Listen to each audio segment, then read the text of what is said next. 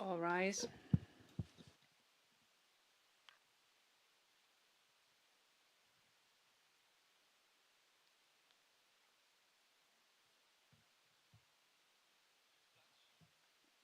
Please be seated.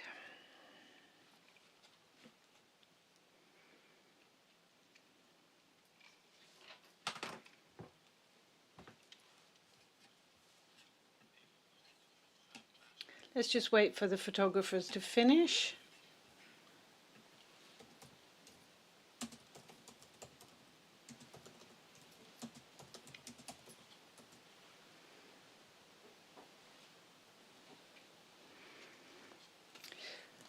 Right, ladies and gentlemen, good morning.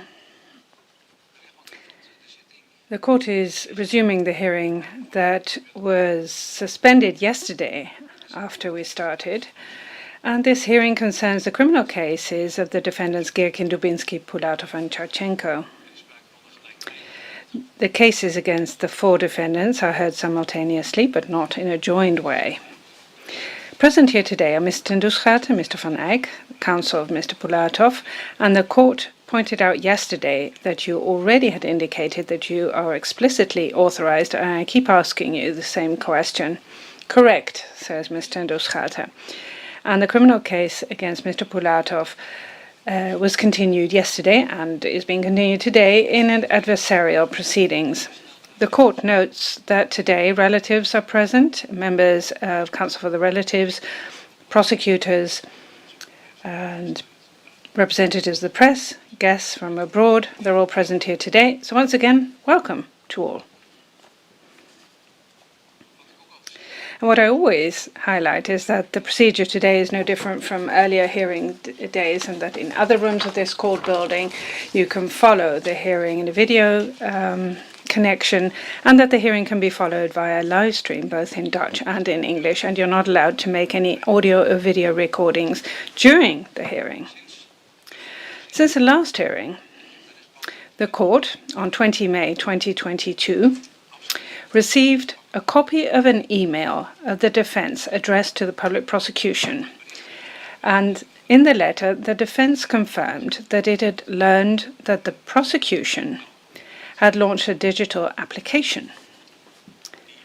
This application concerns, amongst other things, communications of the public prosecution regarding the investigation in this case and parts of the procedural documents from the case file. The defense stated not to have been informed that the prosecution intended to launch this application. Should the defense have been informed, the defense, for several reasons of legal nature, would have objected.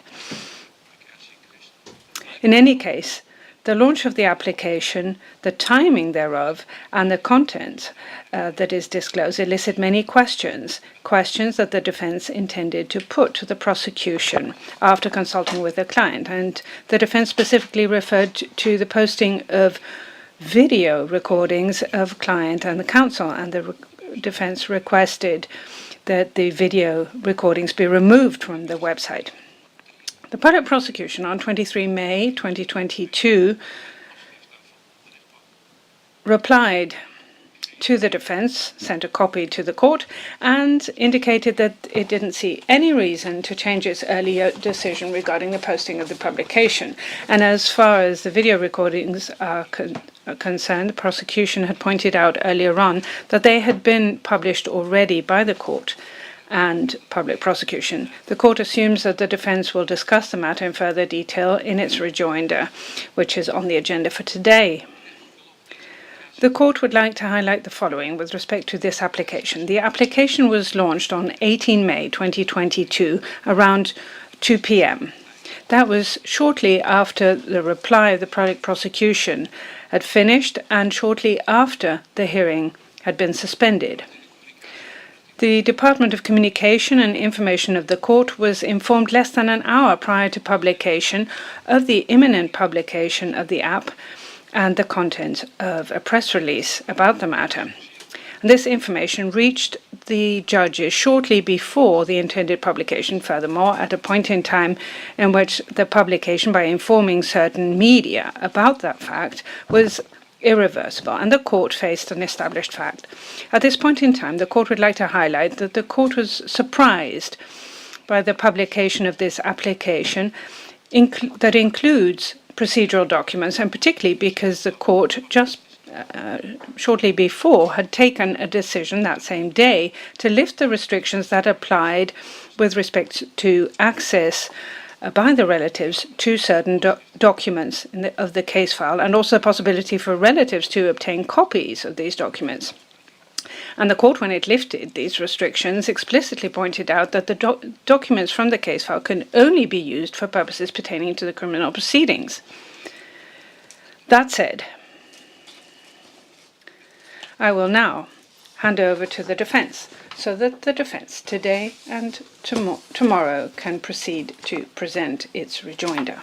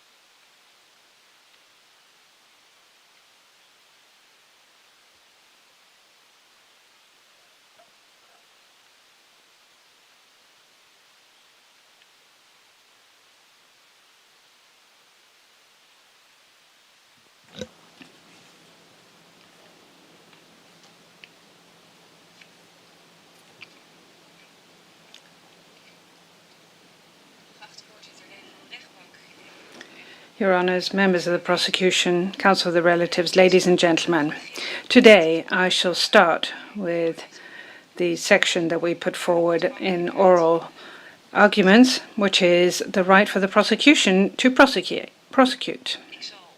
I shall restrict my observations to those points put forward by the prosecution where, in our view, the prosecution is really missing the point. And in our oral arguments, we already put forward our arguments and defences in detail, and we want to avoid an unnecessary repetition of arguments.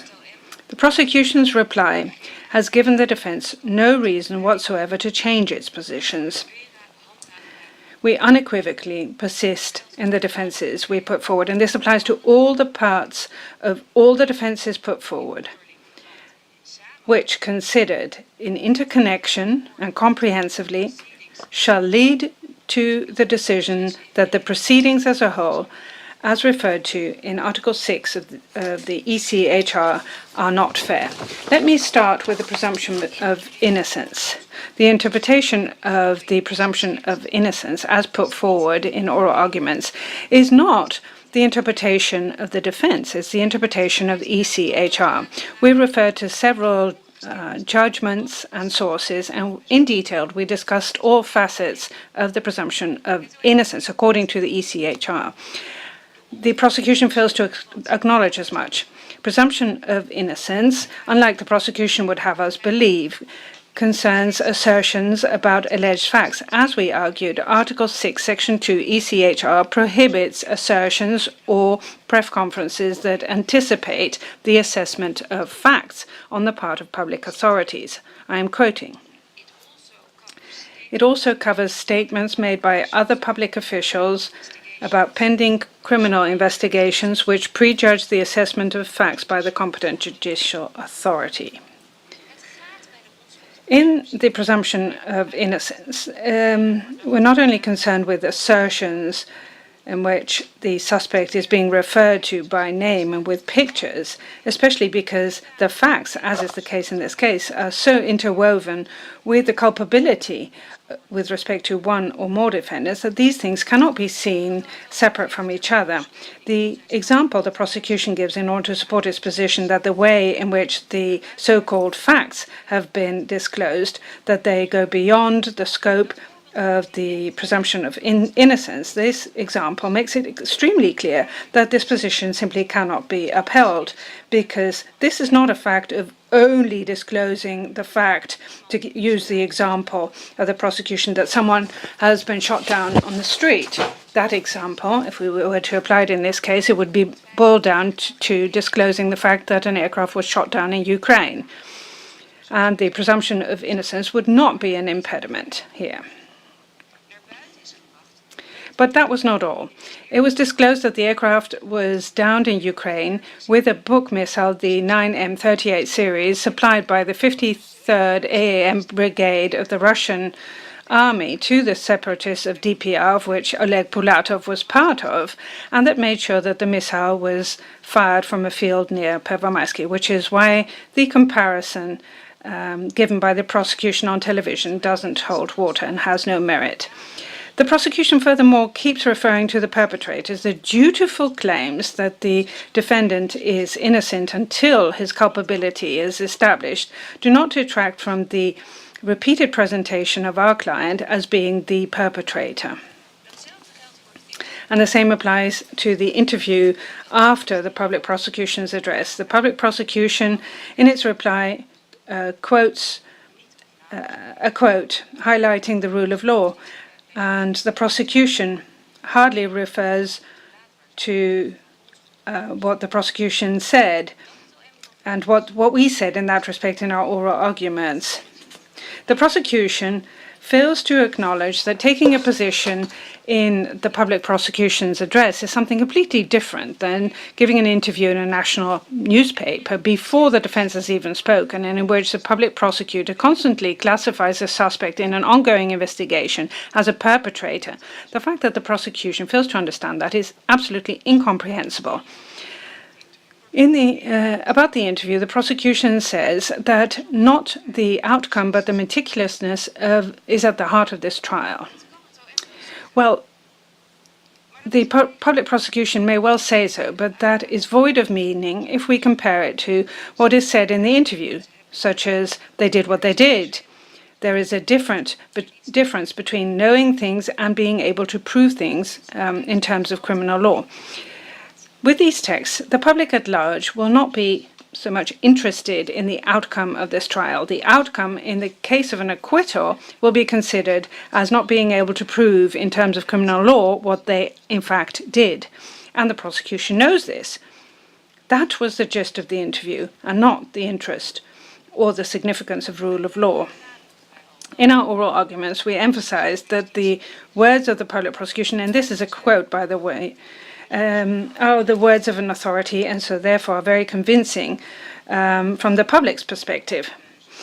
It is obvious, but the choice of word in statements and assertions are very, very important. And the choice of word has us believe that many things have been considered except the presumption of innocence. As I pointed out in oral arguments, we are not arguing that the presumption of innocence should stop the authorities from informing the public at large about ongoing criminal investigations. We do unequivocally echo the case law of the ECHR that this should be done with all caution and discretion required to honor the presumption of innocence. And this discretion and caution in this case, both in the presentation of the investigation result, the repeated qualification of the defendants as perpetrators, as well as disclosing the identity and photo of my client, is nowhere to be seen. Our Prime Minister, in his speech of 12 May this year, a speech to the Ukrainian Parliament, didn't feel the need to be reticent in any way with respect to this case.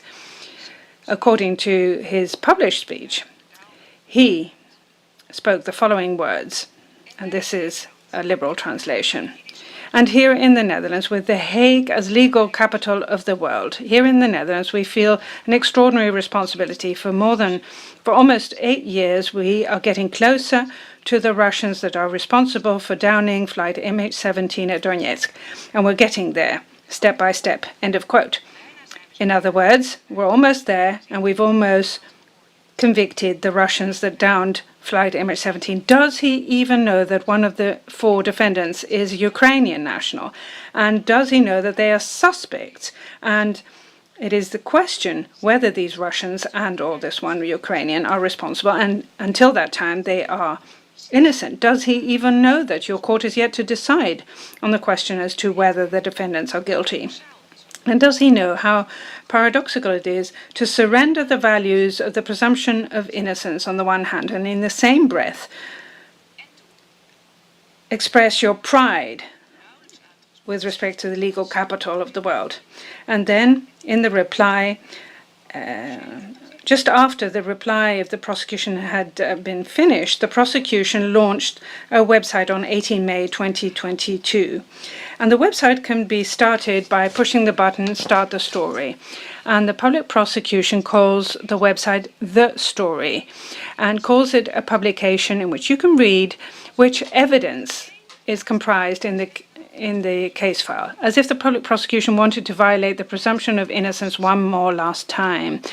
Posting procedural documents online, the public prosecution doing so. This is unparalleled. And not only just posting it online, without any reservation, the quote-unquote evidences of the prosecution are presented as established facts. Evidence, if anything, they are potential evidences or evidentiary means on which the court has yet to take a decision, has yet to hand down a judgment, and about which the defense has argued differently during 11 days of hearings. The convictions of the prosecution are presented as facts, and also the assumptions that have been disputed in detail by the defense, but no reference whatsoever is made of that. The first page does stipulate that an overview of all hearing days and the text of the public prosecution can be found on the website. It's quite telling that the defense's oral arguments are not being referred to on the website. Pulatov's name is mentioned frequently in all the chapters of the website, 44 times, in combination with the unfounded qualifications of his actions, as was the case in the public prosecution's address. One big and crucial difference is that in a hearing room, a position can be presented by the prosecution that the defense can respond to and the court will decide on. And the untenable allegations about our client by the public prosecution on the website are presented as established facts and undisputed facts, which allegations cannot be counterbalanced. Launching the website just 3 weeks before the defense presents its rejoinder and about 6 months before your court can possibly hand down judgment, in connection with the fact that on the website we find nothing about the course of events of this trial and the positions of the defense, not even that the defense has a different view. By doing that, the prosecution demonstrates its contempt for a fair trial. A fair trial requires that the presumption of innocence not be violated, and that the public be informed in a balanced way, and that the public prosecution refrains from attempting to sway the court via public opinion. Despite the pushback from the defense in its oral arguments with respect to the way in which the prosecution has deliberately shaped public opinion, the public prosecution simply continues to do so and adds insult to injury. The interactive website, in fact, is the conclusion of the public prosecution's campaign that started on 30 March 2015 with the first press video of the prosecution service and the JIT, and has been ongoing for more than 7 years, instigating a climate in the Netherlands in which any other ideas or opinions with respect to the events will not be accepted. You may be speaking a bit fast, says the president of the court. For the interpreters, says the counsel. No, says the president, but it might be a point in time to reflect on that. Yes, I'll try to slow down, says counsel. This brings me to another point, one of the many other points, in fact, that play a part, with respect to the prosecution's right to prosecute, and that is the topic of summons without notice. The prosecution is reproaching the defense to paint an incorrect picture with respect to the way in which our client was summoned and the involvement of the defense in the proceeding phase. Now, these assertions do not do justice to reality. The public prosecution argues that the defense, and I'm quoting, has consciously consented with the start of the proceedings on 9 March 2020 and an investigation under the auspices of your court in a public hearing. But reality is truly different. Not until 18 February 2020, this is 3 weeks prior to the first hearing on 9 March 2020, so it was not until 18 February that the defense received a part of the very sizable case file, and only in Dutch. Our client does not speak Dutch, nor does he speak English. On 21 February 2020, the defense requested your court, by means of a letter with a copy to the public prosecution, requested your court to stay the case on 9 March, since there was a short period of time up to the 9th of March, and therefore, in summary, there was insufficient opportunity to study all the documents and to include these documents in the preparation of the defense, and therefore the defense was not able to determine on or before 9 March which requests for investigations the defense would like to file.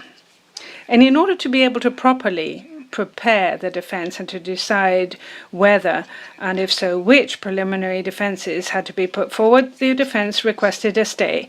And the defense also requested your court explicitly to determine that the defense would be allowed to, at a later point in time, but prior to the proceedings on the merits of the case, to put forward preliminary defenses. The remainder of our requests were denied. That's a reality. And subsequently, the defense at the hearing of 22 June 2020 took the position that prosecution of our client was a hasty decision, and the necessity to hold these defendants accountable now prevailed over a due process to take a decision on the prosecution only after an investigation was finished. And at the hearing on 12 November 2020, the defense once again discussed the summons that we're objecting against. The position that the public prosecution that the defense had been sitting on its backside for years and then all of a sudden is complaining about the summons is inappropriate. The defense never consented to summoning the client. The defense deliberately did not file any objections pursuant to Article 262 Criminal Procedure, with reason. Objections can be raised against a summons if, after a brief review, it appears, and I'm quoting from the Supreme Court, it is highly improbable that the criminal court will consider the charges proven on account of the evidence presented. Such an objection should have been filed 8 days after the service of the writ of summons. And that was a couple of days after we had taken the case and had only received part of the criminal case file of 10,000s and 10,000s of pages in Dutch. In that short period of time, with a case file of this size and a Russian-speaking client far away, it was impossible to determine if it would be highly improbable that the charges would be considered proven, let alone, and that is the gist of the matter, that we, at that point in time, would have been able to substantiate that it was highly improbable that a conviction would follow. So chances of filing a successful objection were next to nothing. And furthermore, because we did give this some thought at the time, furthermore, we were also aware of the fact that hundreds of relatives had been looking forward to this one date, the day in which this trial would start. And so therefore, we took the only possible decision we could take, not to file a hopeless objection against summoning our client. That cannot justify the prosecution's decision to proceed to summon our client The prosecution itself decided to summon the client. The prosecution itself decided not to, as per usual, first send our client a draft indictment with the question whether he would like to file any request for investigation pursuant to Article 182 criminal procedure before the investigating judge. The public prosecution postulates in its reply that Pulatov could have requested a copy of the case file. And the prosecution says that Mr. Pulatov did not exercise the rights he had in that respect. Of course, this sounds nice for the public at large, but it's simply incorrect. Since the ruling of the Supreme Court of 3 March 2015, and I have the reference in my pleading notes, the period in which the defense can ask the investigating judge pursuant to Article 182 criminal procedure, that period of time to file objections has been restricted because according to this judgment, you can do so until the public prosecution notifies its intention to issue a summons. And so this possibility to file a request pursuant to Article 182 criminal procedure, that possibility was cut off on 19 June. And the public prosecution knows this. This is the law and standing case law, and the same applies to the gratuitous reference to Article 30 criminal procedure. Based on that article, the defendant can request the case file. Possible, but the public prosecution, if it does some soul searching, will know that the public prosecution would never have provided the case file. And how are you to know about this possibility if you're far away in Russia? The public prosecution did not inform him that that was a possibility. The public prosecution didn't inform him, didn't ask him any questions or try to ask him any questions before it decided to issue the summons. And in its reply, the prosecution intimated, and I'm quoting, when the public prosecution had reached the conclusion that the investigation had produced conclusive evidence that Mr. Pulatov's culpability in downing flight MH17, it was decided to arrest him. So the statement of our client was not relevant, and the culpability of our client was clear to the public prosecution even before he was interviewed and an arrest warrant was issued. The reason not to inform Mr. Pulatov prior to the public disclosure on 19 June 2019, according to the reply of the prosecution, had to do with the fact that the prosecution felt it was unacceptable that the Russian Federation would issue the information and disclose the information prior to the Dutch Public Prosecution. Why it would be unacceptable if somebody other than the prosecution would disclose something is not substantiated and as such is not really comprehensible. Furthermore, of course, there are other ways to reach the relatives other than a press conference. And who says that the relatives would all be informed via a press conference? And furthermore, in any case, there's no reason not to inform Mr. Pulatov before 19 June 2019. The fact that the prosecution decided to disclose the information at a press conference and to cut off the road to objections pursuant to 182 criminal procedure was prompted by the wish to inform the public at large and to have the public at large informed by the Dutch Public Prosecution Service.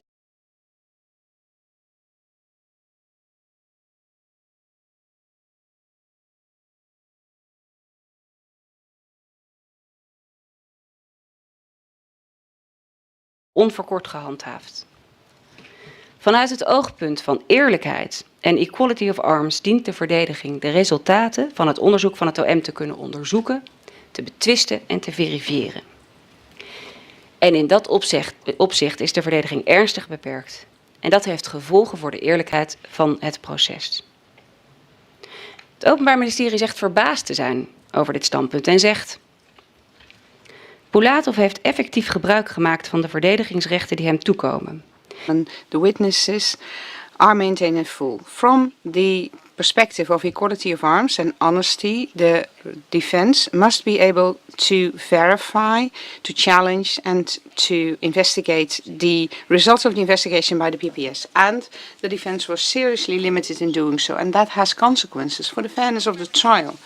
The public prosecution says that they are surprised about this position and say Pulatov has effectively used the right to defend himself to which he is entitled, and your court has offered every opportunity to do so. Now next, when we hear from Pulatov that he would rather be curtailed in the right to defend himself, and to such an extent that it can be no matter of a fair trial, we can only be surprised about that. And indeed, the defense does not only sell short itself, but also your court. The defense left this stage of surprise behind itself and is now disconcerted about the response of the public prosecution that the client is indeed curtailed in exercising his right to defend himself should not even be up for discussion. For a comprehensive explanation of the violation, the defense refers to its oral arguments. In addition to that, the following applies. The public prosecution feels that it is utterly unfounded that the witnesses were not able to state freely. It is not true that it is utterly unfounded. Considerations from various reports that demonstrate such circumstances are added to the oral arguments. And the Public Prosecution Service holds that the preliminary conversations, as they state, that the PPS had with those witnesses and the fact that they exist was only unveiled during their address, that it would have become clear from these conversations that torture did not happen. And the PPS holds that it would not be relevant that no official reports were made of these conversations, and that these conversations were indeed useful, and that the fact that no clues of torture were found must be appreciated, and that the witnesses had been promised confidentiality, and indeed they would have disclosed it had they been tortured. Now, if there were clues of torturing, would they have been found? The public prosecution holds that the Public Prosecution Service would have addressed that to the Ukrainian authorities, and this is how the PPS confirms exactly what was raised by us. Of course, these witnesses understood that when they were to report improper treatment, the Dutch Public Prosecution Service would immediately go, as they state themselves, to the Ukrainian PPS to expose this. And that is exactly why witnesses in such preliminary conversations would not have dared to divulge that. They will also have understood, which is in hindsight correct, that the promise that the preliminary conversation was confidential, that would be set aside. Now, indeed, the defense, and we stated that in our oral arguments, cannot come up with more established facts to support the position that the interview and detention circumstances were such that witnesses could not rely on the fact that they could speak freely. However, it astonishes us that the PPS displays such naivety with regard to the prevalent practices of the SBU, and that they would not have occurred, in particular this investigation with all the witnesses. That is really disconcerting. Now, in repeating the phrase that the defense must mention specific witnesses is even ridiculous, because the defense did not get a chance to examine these witnesses, and most of the witnesses are anonymous and large parts of their statements are blacked out. We wonder how the PPS would have imagined this. Now, the defense also maintained its earlier argument that the case file, documents and insight in it has been argued by it before, but would indeed need some response. The PPS states repeatedly that all exculpatory evidence was withheld, but seems to forget that other documents may be relevant too, to assess this criminal case. For instance, with statements by witnesses that are contrary to incriminating statements of the same or other witnesses, and that it's relevant to have that information in order to decide whether the material is indeed justifiable, that the PPS will test whether documents must be added to the file explains why some of the documents have not been added to the file or of its own initiative. It may not be the right criteria to decide that. The Public Prosecution Service next mentions the documents that were indeed provided when the defense requested so, and the Public Prosecution seems to miss, intentionally or not, what is key, the fact that such documents were not in the file already until we asked for it or found out that these documents existed. And two, it is not about the fact what indeed is in the file, but what is still not in the file. And that question is, in view of the earlier matter and the wrong interpretation that they always give to the relevance criterion, that is still an urgent question. It is an urgent question that can only be answered partly by us because we do not know what documents are in the case file. That the defense did not submit specific requests for insight in the case file, aimed for specific topics, but would only have asked repeatedly for insight in the full investigation file, knowing that it would never be allowed, that is totally unfounded. I refer to the many specific requests that we have made both at the hearing and in correspondence. With regard to the repeated violation of the right to examine, it applies that the defense, as we've stated before, realizes very well that the interest of the accused is not the only interest relevant in a criminal case. However, the key question is, and the PPS doesn't seem to want to know about that, is whether making sure that the interests of others rank over the one of the accused and whether that's still balanced. And if it's not true, irrespective of the fact whether it was just that these other interests prevailed over the one of the accused, there must be a legal conclusion to that in light of Article 6 of the ECHR and the requirements on fair trial. And indeed, the Public Prosecution Service asked attention for the fact that they were also restricted. And they state that they could not have a timely and full criminal investigation in the area where MH17 was crashed, and that it meant restrictions for the evidence, and that in the statements of witnesses, parts were blacked out because of their safety. And the Public Prosecution Service next states that the defense has claimed that to be its own finding, but they miss out what is the key issue here. It is not about who noticed what first. It is the fact that these restrictions applied in full, and that the Public Prosecution Service was also faced with restrictions in the investigation is not what we contest.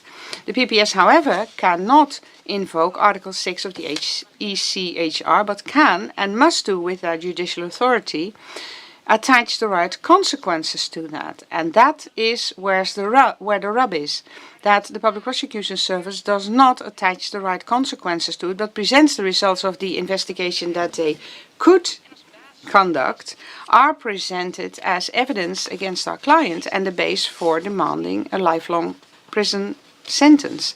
It is not the PPS that suffers from these results, but the accused, who faces the demand and cannot challenge the investigation.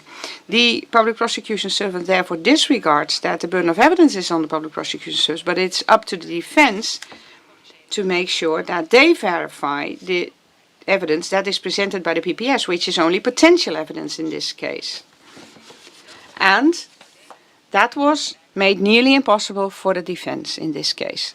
How to take position as defense with regard to some witness statements or forensic evidence when any opportunity to indeed investigate such potential evidence was taken from the defense. Part of the limitations were facts of life, and some of these restrictions could not be amended by the PPS, but it does not mean that we must disregard that. From the perspective of the defense, and actually also from the perspective of the PPS in their judicial authority capacity, all of these restrictions have both the inevitable ones and the unnecessary ones. All of these restrictions have consequences. The restrictions have the consequence that our client cannot defend himself properly. That is a fact, and that fact must have the consequence that the PPS does not have a case to prosecute, also in light of everything else that we've stated. Thank you. I think that we may continue without a break with the next part.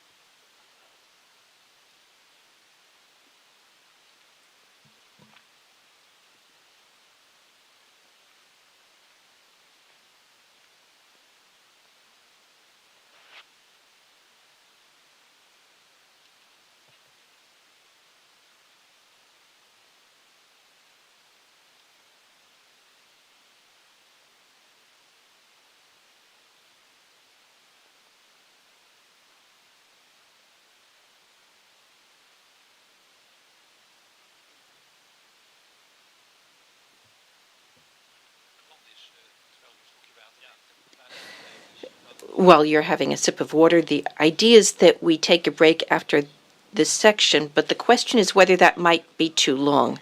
Yes, I believe that it might be a good idea to take a break after chapter 17, then we'll be halfway, and that might be a good place to stop.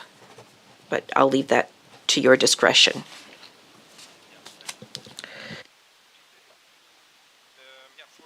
That idea sounds good. Okay, Your Honor, members of the court, prosecution, and members of the Counsel for the Relatives and other observers, we will follow the numbering of the questions in this trial as formulated nicely in the past by the court. The first question concerns identification of the missiles. And of course, we have argued our defense at length based on that, and I'll respond to the reply from the prosecution, and you can see in the table of contents which topics will be addressed. I've titled the first topic, the role of the prior evidence in forensic investigation.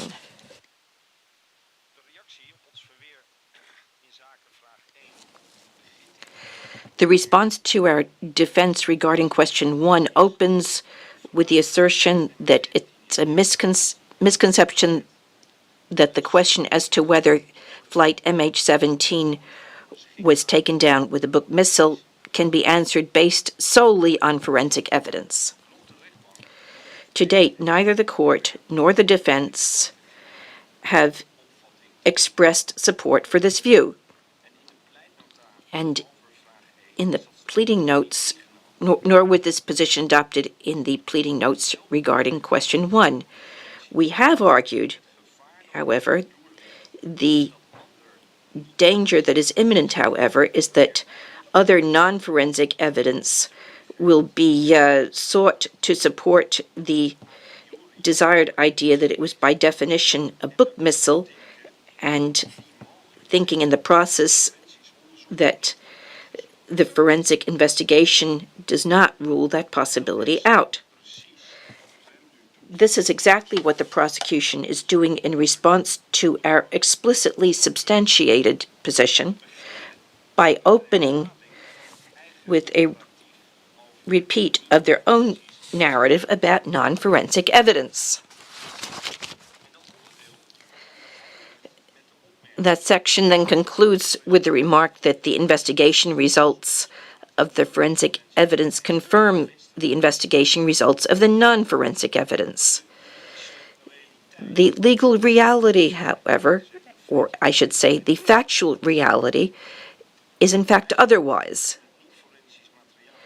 The prosecution tries to fill the gap in evidence in the non-forensic material from approximately 2 p.m. on 17 July 2014 with the outcomes of the forensic investigation. As previously indicated, this entails the serious risk that in weighing the forensic investigation, the prior idea prevails and leads to a less discerning assessment than if there had been no other evidence.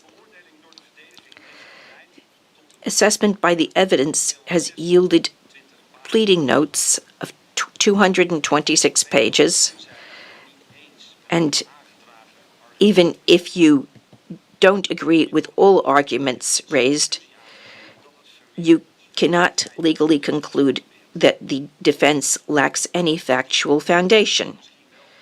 While that remark may please the press and other listeners, it is not a proper legal conclusion.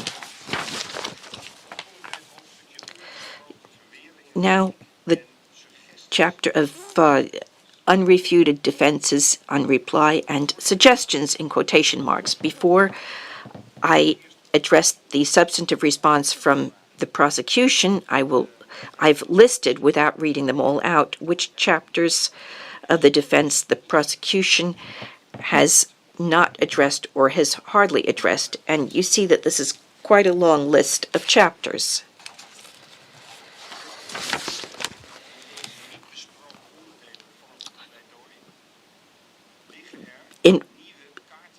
For all these defenses in these undisputed sections of the pleadings, new cards are on the table, which the prosecution has not countered with equivalent cards. On reply, the prosecution repeatedly invokes the sentence the defense suggests or appears to be suggesting.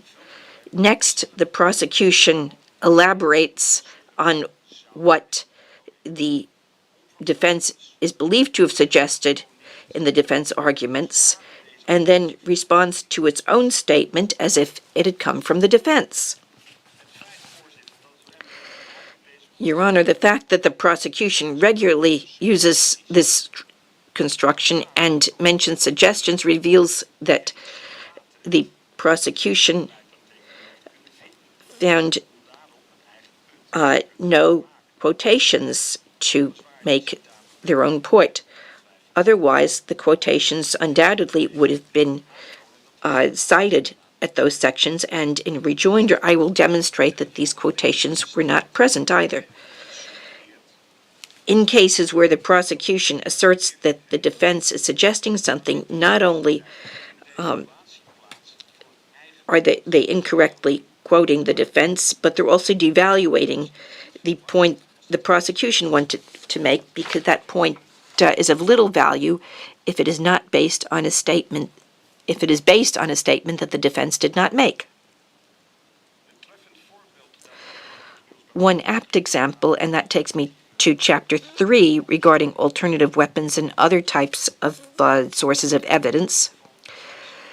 This is aptly exemplified on page 37 of the reply, where the prosecution states, I quote, "The defense suggests that these other weapon systems are ruled out primarily based on the findings by RC06, an NFI explosives expert." Here, the prosecution is referring to paragraphs 12 through 108, so 42 pages of pleading notes. Apparently, there was no literal phrase that the prosecution could respond to, because there wasn't one. That's why they're suggesting. What's more important is that in this assertion, the prosecution is overlooking that in Chapter 3 of the defense's arguments, which is other sources of evidence, there the defense elaborates material other than in the flawed investigation by RC06, and that reads, "In addition to all the above, it's relevant to assess whether other evidence is available that could independently support the opinion that despite the flawed investigation by RC06, missiles other than the Buk missile may be ruled out anyway." Equally incorrect in the reply is that the defense fails to mention as an essential section, i.e. the radar data, which are certainly discussed in the defense's pleadings. And didn't the prosecution say earlier regarding those radar data that they're incomplete and should be considered with great circumspection? After all, in June 2020, the prosecution still believed that the investigation into Ukrainian civil and military radar data had yielded limited results. I have copy-pasted the explanation where the prosecution argued that. You see that underlined in orange. According to the prosecution, the Russian primary data from the air traffic radar in Ust-Donetsk should be used. And regarding these, the prosecution's address mentioned at the request to disclose Russian radar images, no insightful response was provided, so this investigation needs to be assessed with great circumspection, and the conclusion in June 2020 of the prosecution was we do not expect new radar data or insights to be obtained. So, in this context, the prosecution is relying on sources of evidence originating from the Russian Federation, of which the prosecution itself indicates that they should be considered with great circumspection and provide few insights. And these Russian radar data are then suddenly the saving grace of the prosecution when the prosecution has nothing else to support its position. And these sources of evidence are the main reason to reject the air-to-air scenario. For example, the U.S. expert panel we consulted, moreover, believes that the available radar data are not conclusive and that without readable rough data, no conclusions can be reached. They do see the available data as evidence of a primary radar return determined to be consistent with a slow-moving or cycling helicopter. In the reply, the prosecution also acknowledges that based on his investigation, RC-06 has not been able to rule out all alternative surface-to-air missiles. Earlier, the prosecution had asserted on this subject that only the SA-4 and the S-300V could have caused the damage pattern. The prosecution leaves unclear whether additional systems should be on the list as well. Now, to exclude other scenarios, the prosecution often mentions information from Ukrainian soldiers, leading them to conclude that missiles were absent from the area concerned. So this information heavily influenced the decision-making by the prosecution, but when those soldiers provide information that is at odds with the desired motive of the prosecution, the situation changes. In reply, regarding the fact that information from those same soldiers indicates that on 16 July, at an altitude of 6,200 meters, an Su-26M1 was taken down by the separatists. There we read this is minimal information that provides insufficient foundation to reach conclusions. And this approach of the prosecution also makes clear for your court the measure of subjectivity the evidentiary sources have been considered by the prosecution in this investigation. More importantly, in the reply, it became clear once again that the prosecution answers the question about missile identification with facts and arguments that can become relevant only after a full-fledged, reliable identification. I qualify these as secondary arguments. the prosecution has not provided arguments directly related to that forensic identification. In the pleading notes, this was formulated as follows: aside from the above, assuming the identification of the missile that caused flight MH17 to crash, the assertion that the Ukrainian Air Force did not have the air missiles concerned is not intrinsically relevant. At most, the Ukrainian Air Force would be ruled out from participating in this act, but that does not mean that flight MH17 could not have been hit by such air missiles. So what in fact happens in reply is that a meritorious defense by the defense concerning missile identification is altered by the prosecution to constitute an alternative scenario defense, apparently hoping that the criteria developed by case law to assess such a scenario will be applied to the meritorious defense, but your court will not go along with that. Moreover,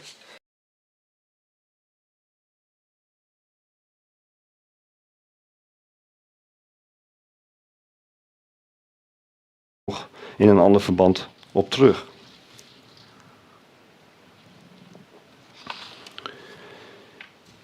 Dan de respons van het OM op een onderdeel van het pleidooi, waarin is bepleit dat de wijze waarop onderzoeksmateriaal is geselecteerd of is uitgesloten van nader onderzoek, leidt tot het verkokeren van het onderzoek naar alleen het eigen gekozen scenario. Ook dit onderdeel wordt in repliek ingeleid met as alternative scenarios cannot merely be used based on the platitudes of the prosecution to set aside the evidence from the defense about identification, especially since the defense has not been able to conduct investigation about those secondary arguments. I'll come back to that later. Now, the response of the Public Prosecution Service to part of the oral arguments in which we argued that the matter in which investigated material was selected or excluded for further examination leads to narrowing down the investigation to merely the scenario that they chose themselves.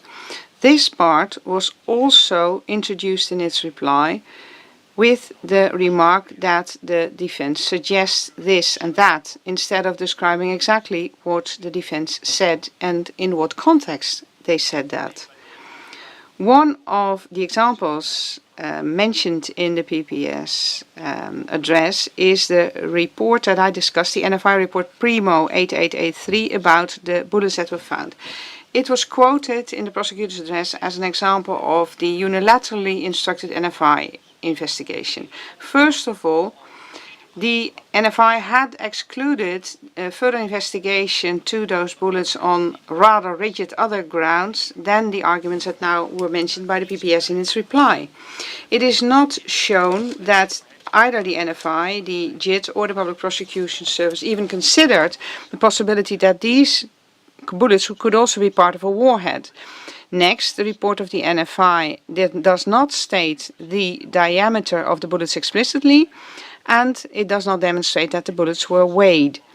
Nor was it established what the exact location was of these bullets in the pieces of wreckage or where they may originate from. Now, after reply, only the opinion of non-experts that these may be ball bearings is what we get, and that these bullets were apparently not exposed to an explosion.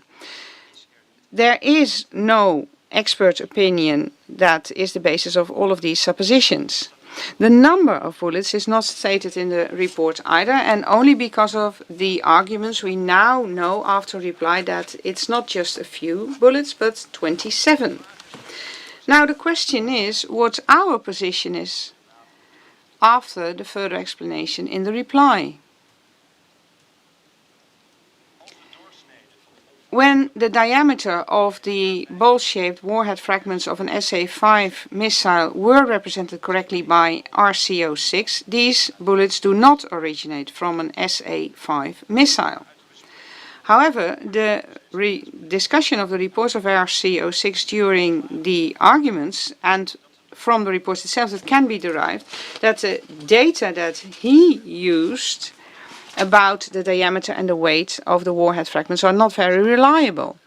When this concerns the SA-5 missile, the information originates from the internet, so there is no security whether the relevant bullets do or do not originate from a missile with ball-shaped fragments in a warhead because the investigation has not been complete. It would have been if the NFI had investigated whether these bullets showed traces of an explosion or had established that the composition of these bullets is such that it cannot be fragments of a warhead. Now they did not do that. The defense cannot make it plausible either that these bullets indeed originate from another missile such as SA-5. But that's not what we argued in our oral arguments. Nor is it possible, based on the opinion of the PPS, that these bullets cannot originate from a missile. We did indeed argue, and this brings me to chapter 5, incomplete forensic investigation, the consequences thereof, that the entire forensic investigation, A, only focused on comparisons to bug systems, and B, was not in-depth, sufficiently in-depth, to be able to exclude other missile systems. And the PPS now says in its reply that without even having some plausibility for the use of other weapons, additional investigation into such alternative weapons are not necessary. So without even basic plausibility, further investigation is not necessary.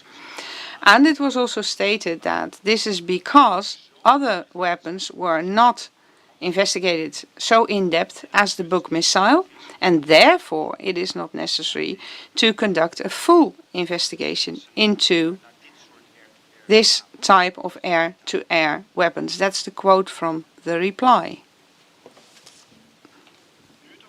Now that the Public Prosecution Service has finally acknowledged that the investigation into other weapons was not complete, this raises the key question whether the GIT, or the Public Prosecution Service, and the NFI have made sufficient efforts to indeed exclude this basic plausibility, or that the Public Prosecution Service did not allow a reasonable opportunity for the basic plausibility. So that's what we believe, that there was no realistic opportunity to do so.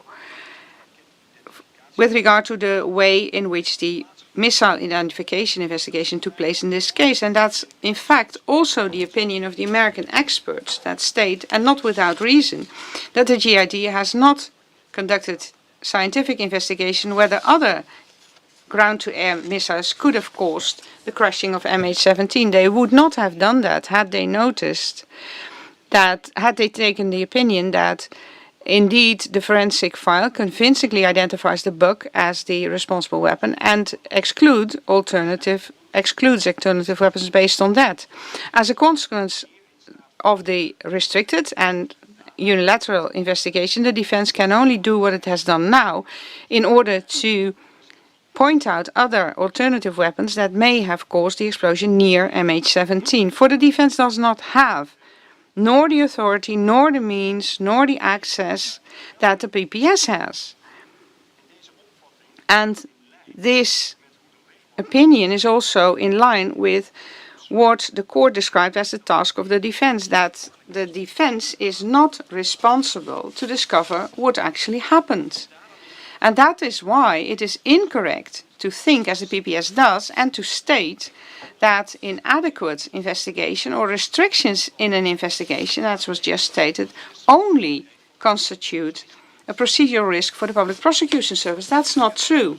An inadequate investigation may also be detrimental to the interests of an accused. Moreover, if this accused also tries to find out what the truth was and doesn't know what happened. When investigation opportunities are not used, you will simply not wander from the path that you've chosen yourself. The PPS therefore has a huge responsibility in this respect and can be held accountable for it.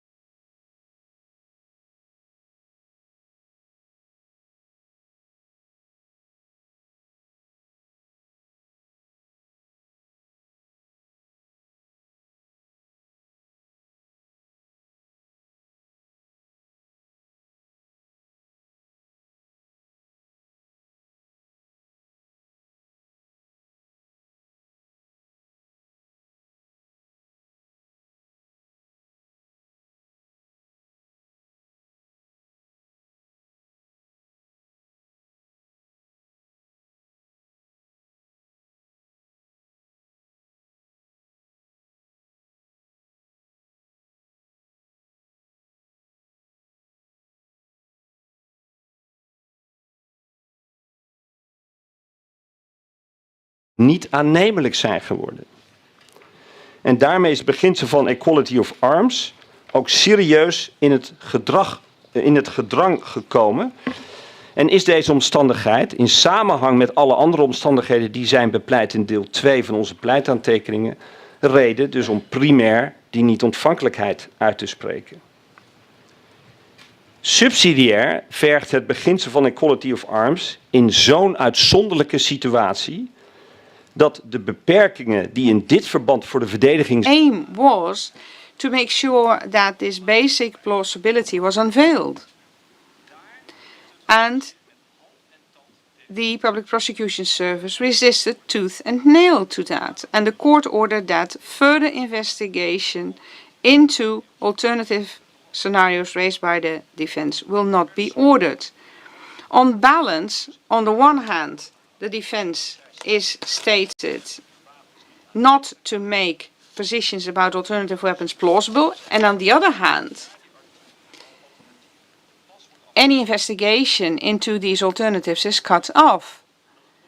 On top of that, the underlying JIT investigation into the other weapons that qualify is demonstrably inadequate and incomplete. And finally, it is important that reliable and full information about weapon systems and the warheads present in that can only be obtained when such systems are investigated forensically. And that's the extra responsibility that the PPS has.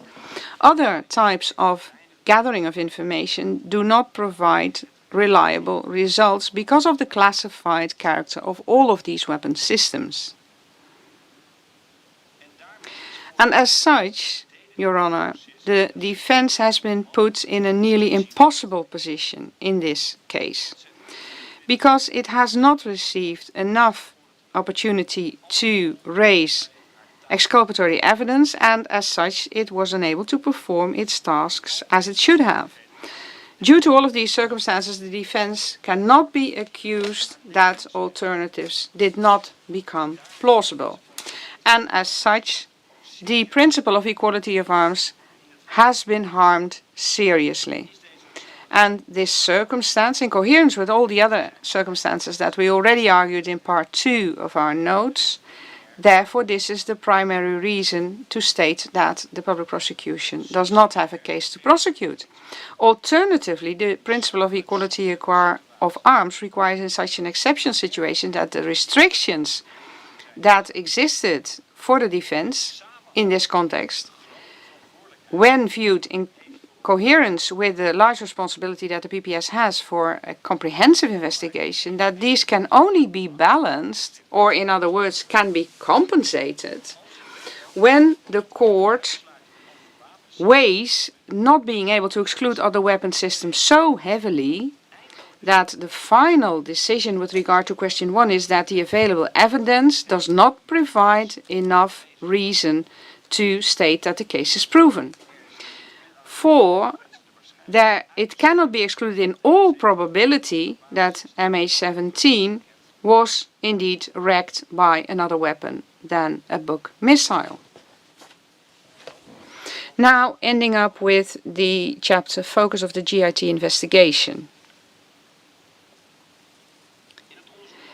In the investigation in this chapter on the focus of the investigation, the PPS finally and reluctantly admits that the GIT indeed focused, as of the early start of the investigation, on the Buk system.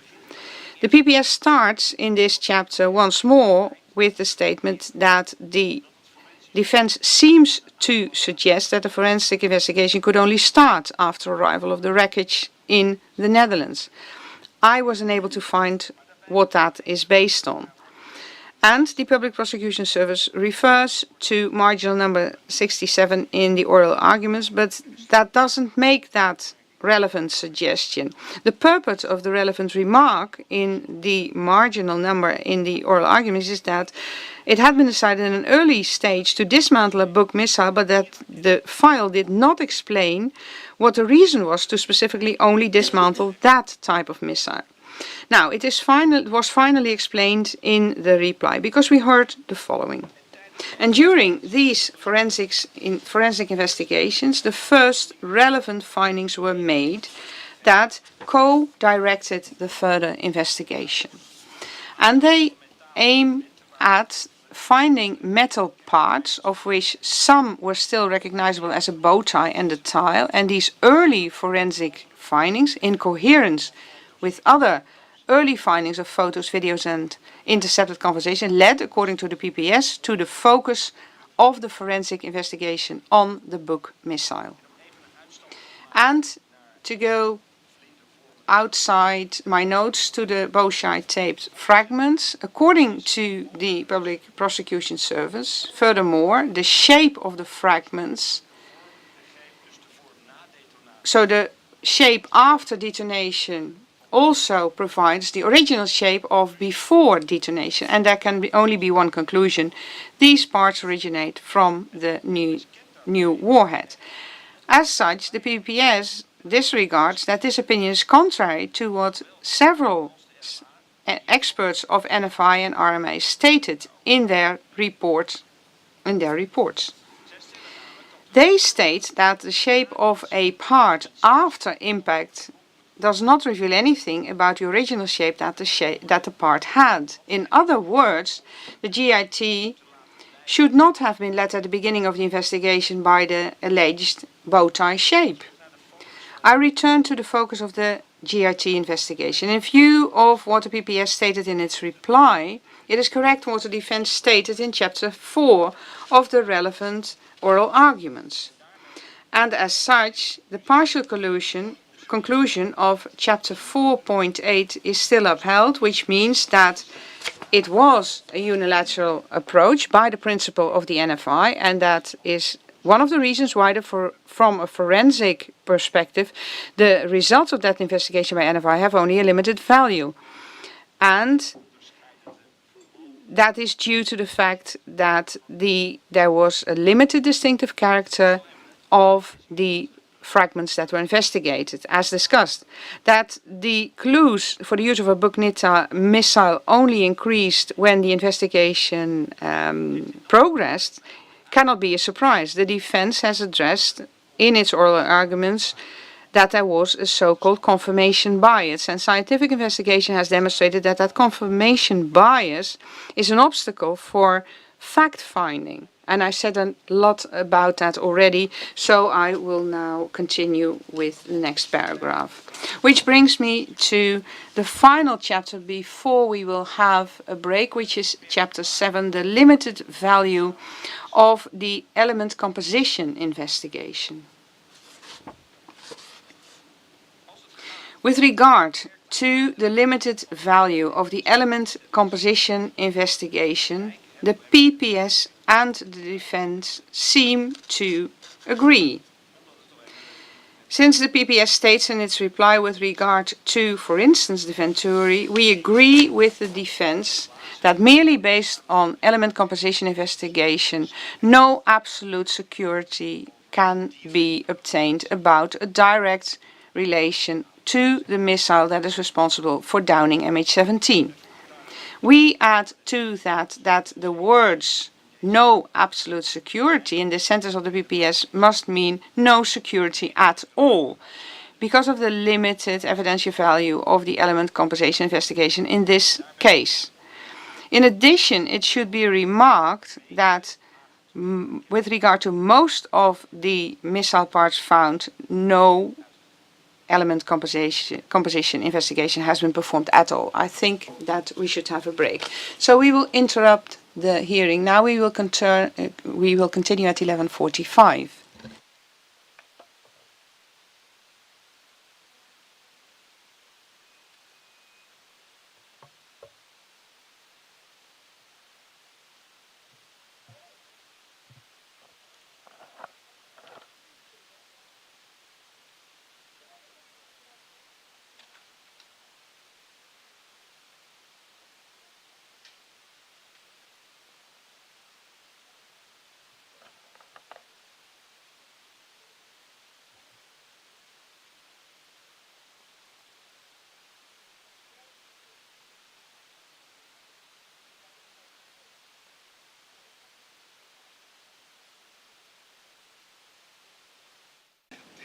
Such clarity was provided partly in the reply of the prosecution, or so it seems. If I understand the public prosecution correctly, the prosecution is arguing that these parts of the missile were not mentioned during the public prosecution's address because no link can be made with the responsible missile.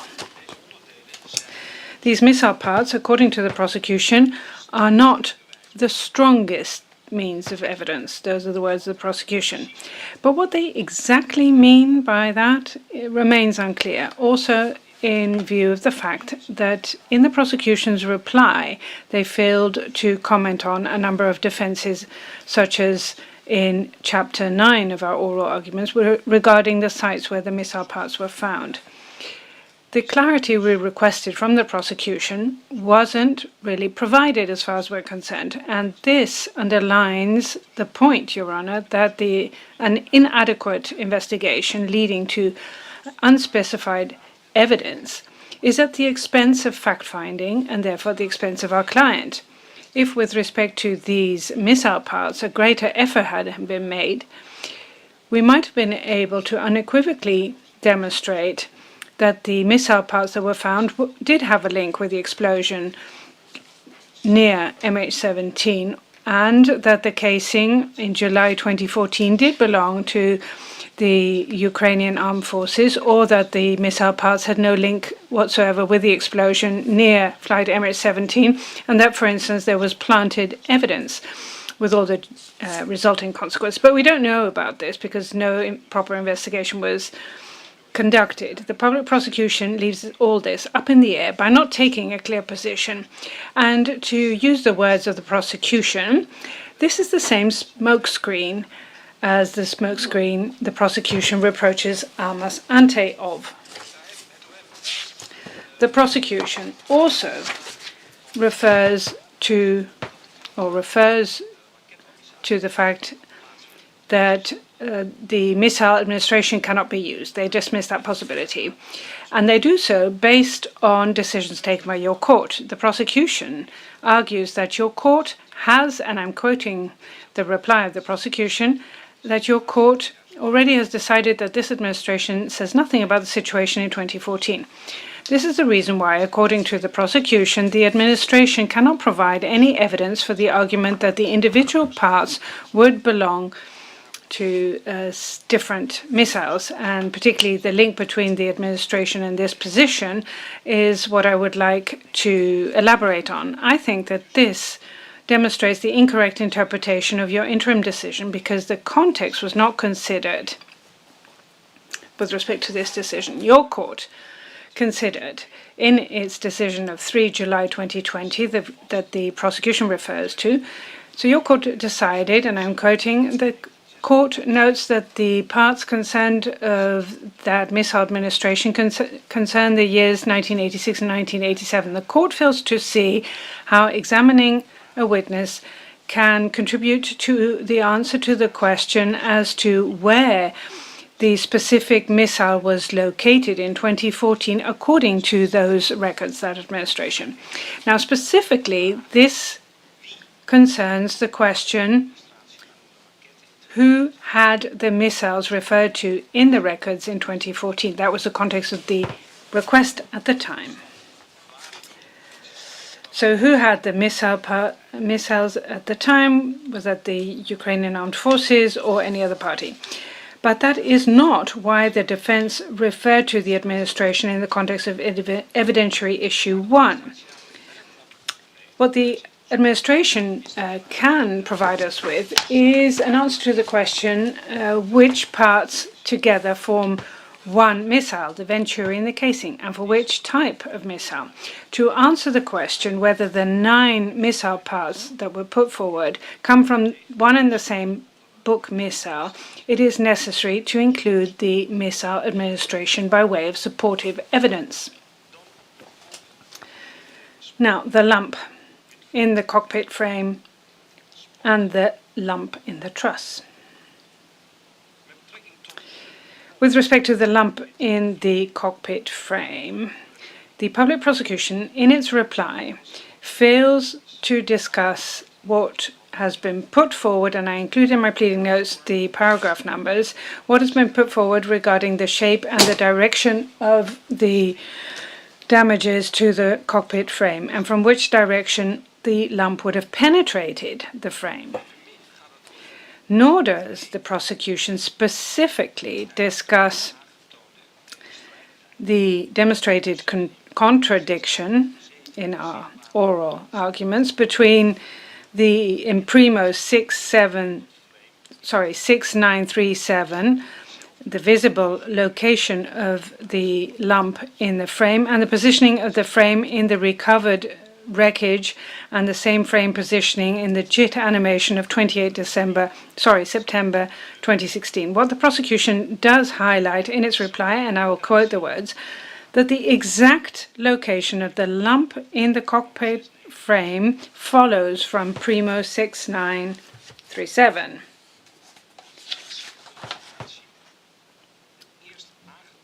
Exact location, does that refer to the first location that was found? The word exact in this context is not very distinctive because the lump in the JIT animation also has an exact location. But if we are to rely on Primo 6937 in terms of the positioning of the lump, why then didn't the prosecution admit in its reply that on 28 September 2016, in front of journalists from the entire world, a wrong animation was presented, and that Almas, which is the company that was taunted by the public prosecution in its reply, and that Almas quite rightly pointed out that the photographs in Primo 6937 are incompatible with what is visible in aforementioned JIT animation. Just to be clear, we would like to specifically highlight where the problem lies with respect to the images in Primo 6937 and the video of the JIT, because they offer an opposite image. And the opposition lies in the fact that the entire frame was turned around by the public prosecution in the video. So the bottom became the top and the front became the back. And that's where the problem lies, because was the lump actually in the front of the frame, or is the image in the video correct that would indicate that the lump would be positioned at the back of the frame? Now, it's easier to follow this if you take a look at the images that we showed when we showed the video. And the prosecution reply doesn't mention either why the JIT took a different location to depart from in its animation. There must have been a reason for that. But we're not familiar with that reason, and that reason is not revealed. If there is a forensic reason, then it's quite right that the defense pointed out in its oral arguments that under the current circumstances, one cannot establish exactly what the precise original location was of the lump in the cockpit frame. And without further explanation of the recording officers, from the recording officers who were involved in dismantling the cockpit frame in the triage, and those who were involved in animation, without those explanations, we can only guess what the original location was. Now,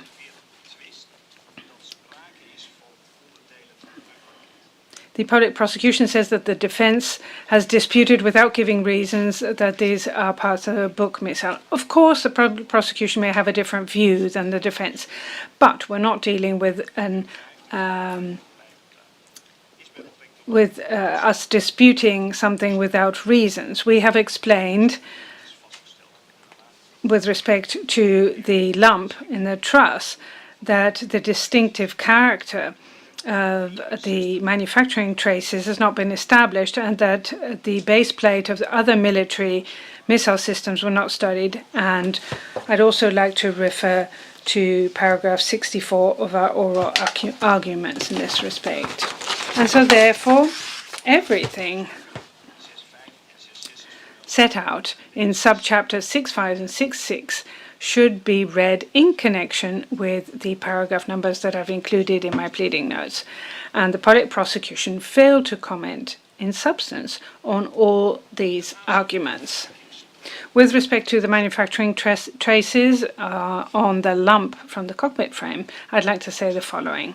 According to the public prosecution, this similarity between the manufacturing traces, the lump from the cockpit frame and the base plate of the new missile, according to the prosecution, the similarities are striking. There's no basis for the defense's position that the traces on the deformed lump would better fit the base plate of the older missile.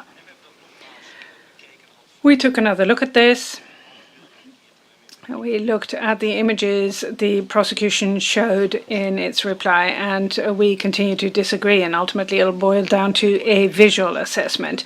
The prosecution in its reply only made a comparison with the base plate of a new missile and did not make a comparison with the base plate of an older missile, as the prosecution did in its oral arguments. And this comparison goes without saying. As far as we're concerned, the base plate of the 9M38M1 reference missile does not show full arches around the screw hole, but that is the case in the 9M38 reference missile. So in summary, the manufacturing traces of the lump show more similarities with the base plate of the 9M38 reference missile than the base plate of the 9M38M1 reference missile.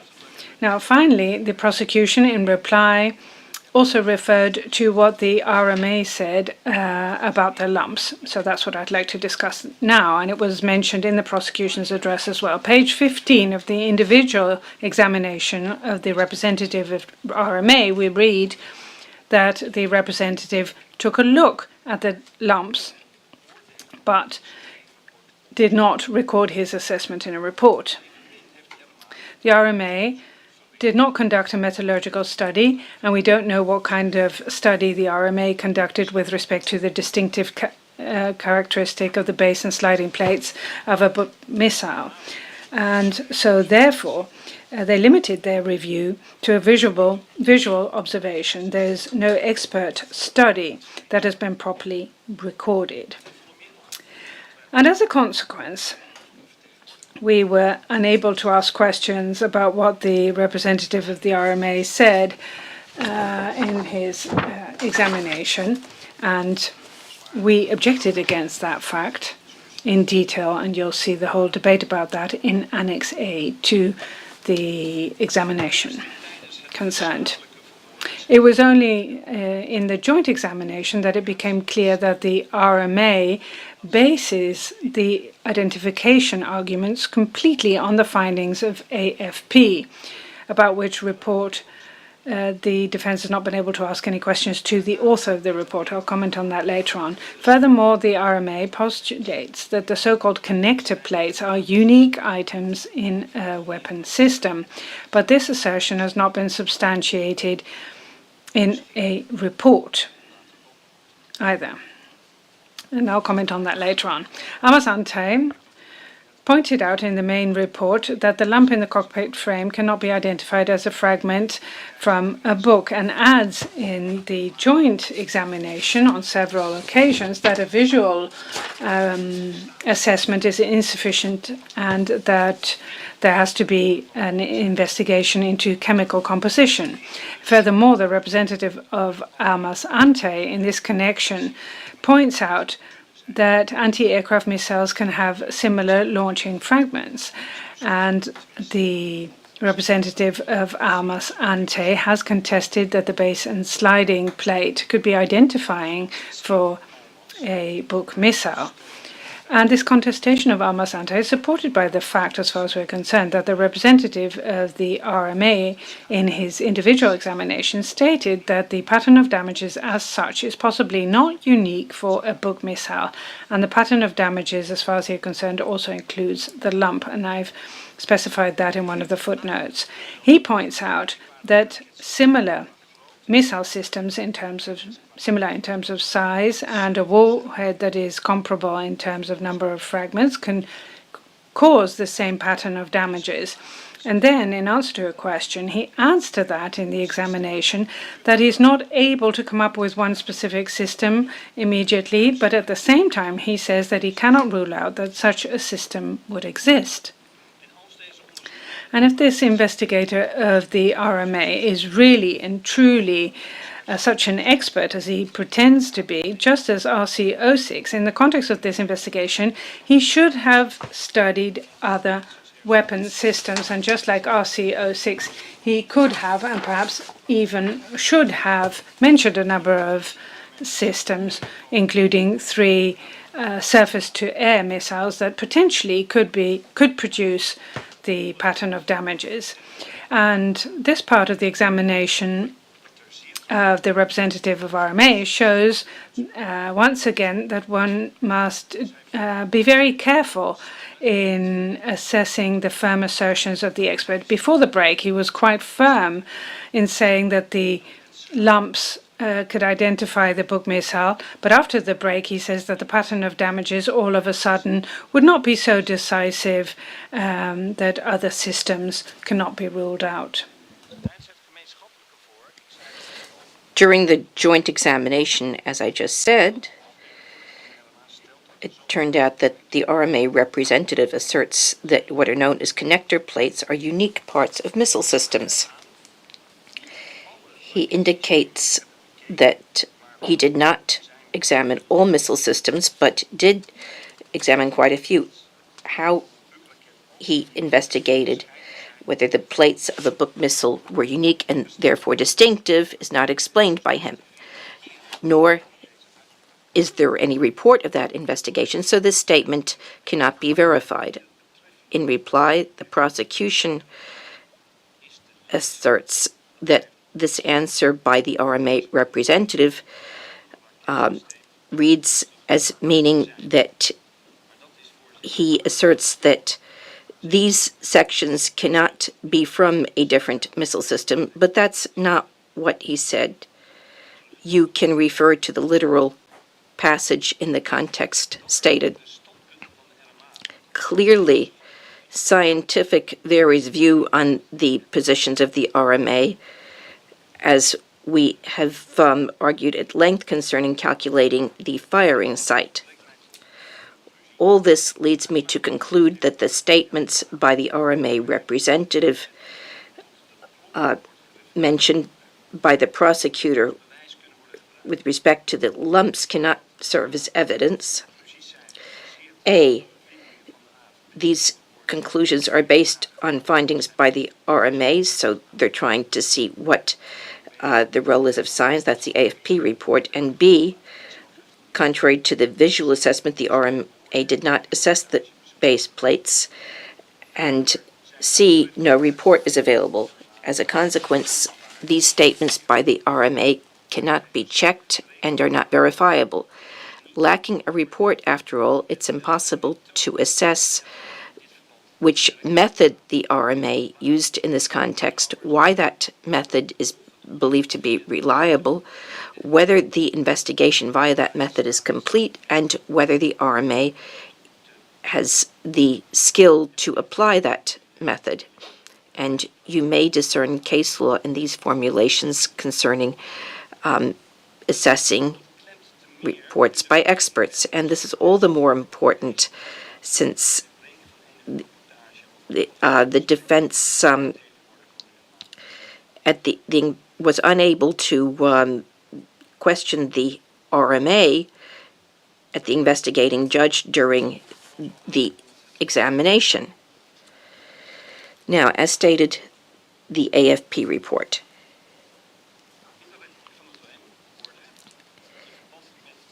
The reply from the prosecution makes several statements concerning defenses that we raised concerning the purported evidentiary value of the comparative investigation by the AFP. This is why we will address that report once again and relate it to the statements by the prosecution in the reply. Please note, if necessary, that back in November 2020, the defense requested permission to interview the author of this report. The defense noted that it wished to check the expertise of this person following a Supreme Court ruling regarding Keskin labeled credibility, as well as the reliability of the investigation method used. Another reason mentioned was that the author of the report was to be queried about the exact meaning of the term consistent he used in the report. Based on what I'm going to present now, it will be clear that these questions remain current. When this request was assessed and request, it may not have been impossible to predict the prominent role that the AFP report would later have in this trial. For example, it was not known at the time that the RMA considered this report cause for the identification of the lumps, nor was it clear what significance the prosecution would attribute to this evidence. Replying to the position of the prosecution in reply, I will start by asking, what does finding similarities upon visual comparison reveal? To answer that question, I will start by discussing fingerprint investigations.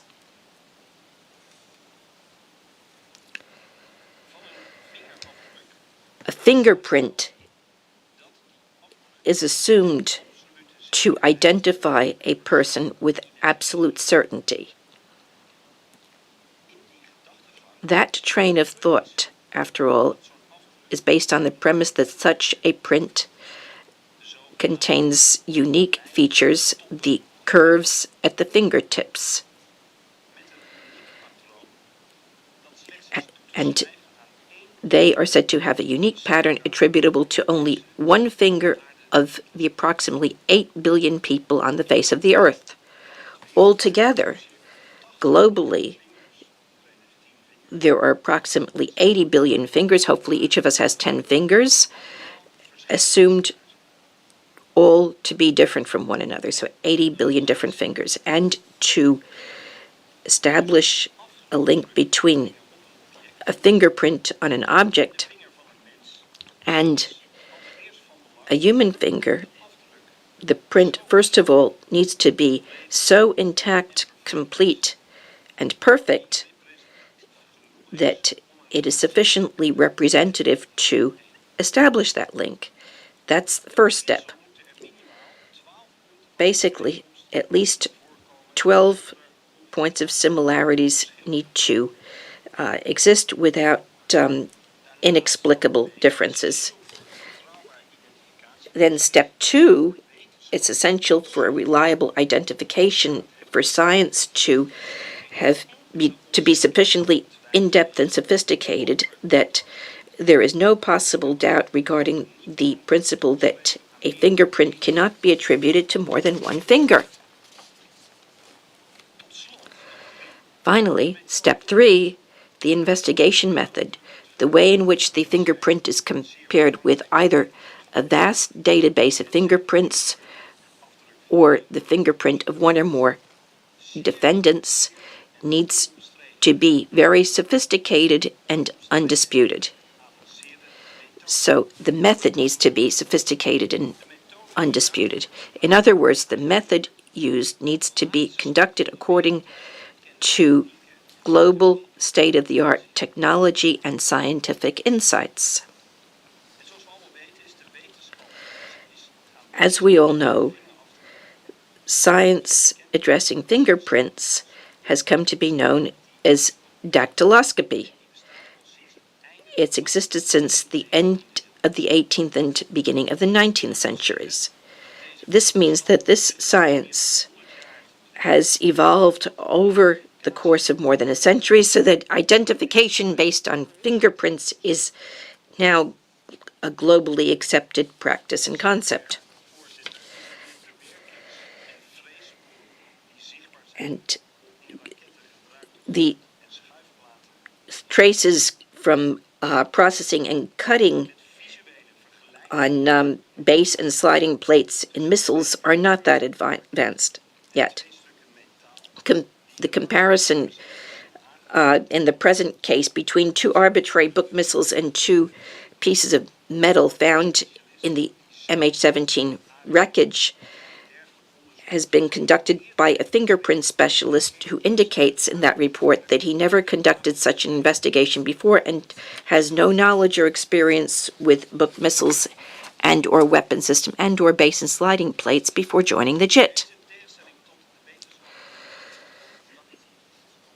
So, unlike in dactyloscopy, nothing is known as to whether the method used by the AFP is scientifically accepted, whether the AFP performed it correctly, and more importantly, how the results thereof are to be interpreted and what the value of such interpretation is. Sliding and base plates in a book missile, unlike fingerprints, have not come about by nature but by manufacturing. Nothing is known about such manufacturing, nor is anything known as to whether comparing visible processing and cutting traces could yield identification, nor is it known whether they are in any way unique in terms of patterns or features. What the AFP does not describe is how unique and distinctive the visual similarities between parts on the lumps on the one hand and the base and sliding plates of both the old and the new dismantled book missiles on the other hand are with respect to other weapon systems.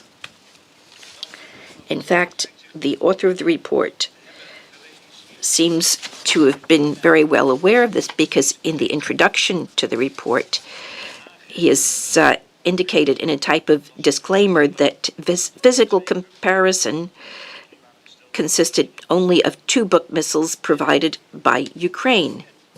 Moreover, he acknowledges that this is a limited population of reference materials and that therefore all observations and conclusions have been reached within the context of these limitations.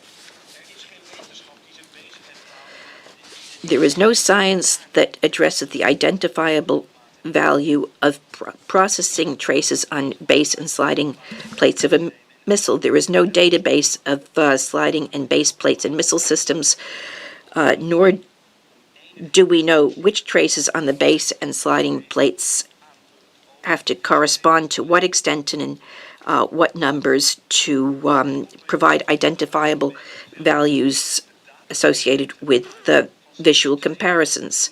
Basically, the AFP used a far too limited database of only 2 missiles provided by Ukraine, which were then according to the AFP report, identical. They were compared with the 2 fingerprints found, the 2 lumps.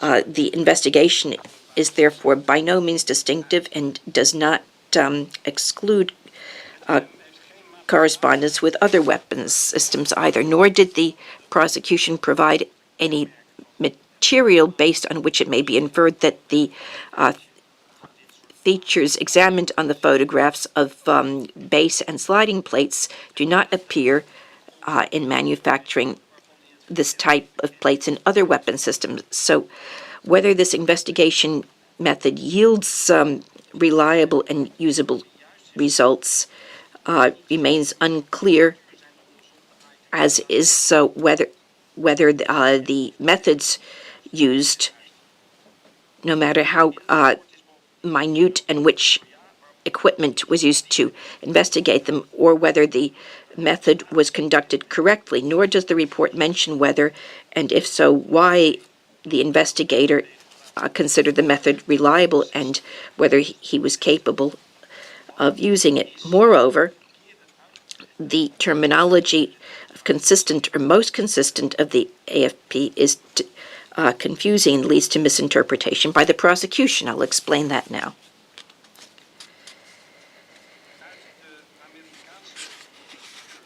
U.S. literature on interpreting evidence, as you'll see quoted in the footnote, indicates that legal professionals often explain the term consistent, for example, as reasonable supporting or strongly supporting, whereas scientists use this term in a far more rigid and neutral sense, i.e., merely to indicate that the findings are the opposite of inconsistent.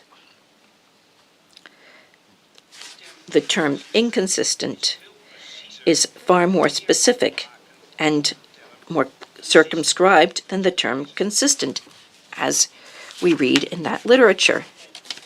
The following example will illustrate this. One person cannot be in 2 places at the same time, for example, both in Groningen and in Maastricht. Evidence that the person was in Groningen would then be inconsistent with the suggestion that that same person was in Maastricht at exactly the same moment.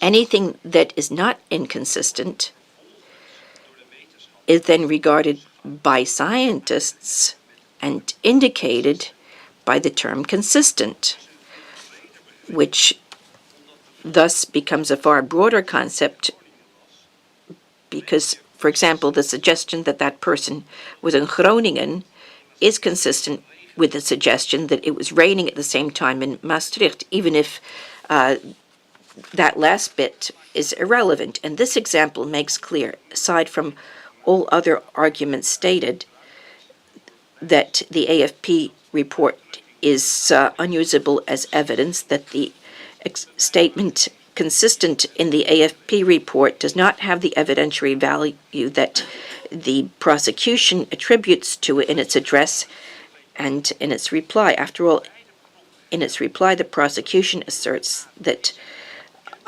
both lumps were recognized by the AFP as parts of a sliding or base plate, and in the prosecution's address, it was expressed as, in relation to the green and silver-colored plate from the lump from the cockpit frame, the AFP concludes that they were a single unit and that the external features of this lump corresponds with a specific part from the base plate of both the old and the new reference missile. And based on this comparative investigation, the AFP concludes that the external features of the lump from the truss correspond with a specific section of the sliding plate from both the old and the new reference missile. And this is repeated on reply with a sentence to that end, meaning the defense needed only to look only at the detailed photographs of the lumps. No additional investigation is necessary. The identifying value of these sections as part of a book missile is therefore taken for granted by the prosecution. Terms used by the prosecution, such as recognition and corresponding with, manifestly incorrectly convey what the AFP report describes and means. The conclusions of the AFP report concerning both lumps read are consistent with, preceded by specific comparison remarking this consistently is the same for or support the proposition or shows consistency or demonstrate consistency, no more and no less. Finally, a brief substantive remark concerning the reply in relation to the AFP report. In its reply, the prosecution states the following: 6 of the 7 loose parts need to be most consistent with a new missile, but that does not mean that they're not consistent with the old missile. Regarding 2 parts, this is incorrect because the report very clearly states that with respect to those parts, any comparison with the old missile is ruled out, and I've elaborated on this in the footnote. The prosecution's conclusion that all parts can come from both missiles is therefore factually incorrect. And what, Your Honor, is the conclusion with regard to the matter whether the AFP report can serve as evidence or not? And our position is the following. As we were unable to investigate, in summary, the credibility of the author of this report, with which we also intend the method that was used and the value thereof, in coherence with the fact that the distinctive character of the visual similarities that were found and the identifiable value thereof that was not established, the fact that we have substantiatedly contested that the lump would fit into the groove for the new missile, and the circumstance that the Public Prosecution Service provides an incorrect explanation, as we feel, to the term consistence, and the report that is not a reliable investigation method for the reasons that we've stated, this report cannot provide grounds to consider this case proven and must therefore be excluded from evidence. Alternatively, it applies that because of the substantiated and rejected request that we made to be able to allow the author of this report, in coherence with the ruling of the Supreme Court of 20 April 2021 and the explicit substantiated report, to exclude this report from evidence, provide an obstacle to use this report to consider this case proven. And the key matters of the ruling that I've stated in my footnote are well known to you, the court. I would like to move on now to the chapter bow tie-shaped fragment.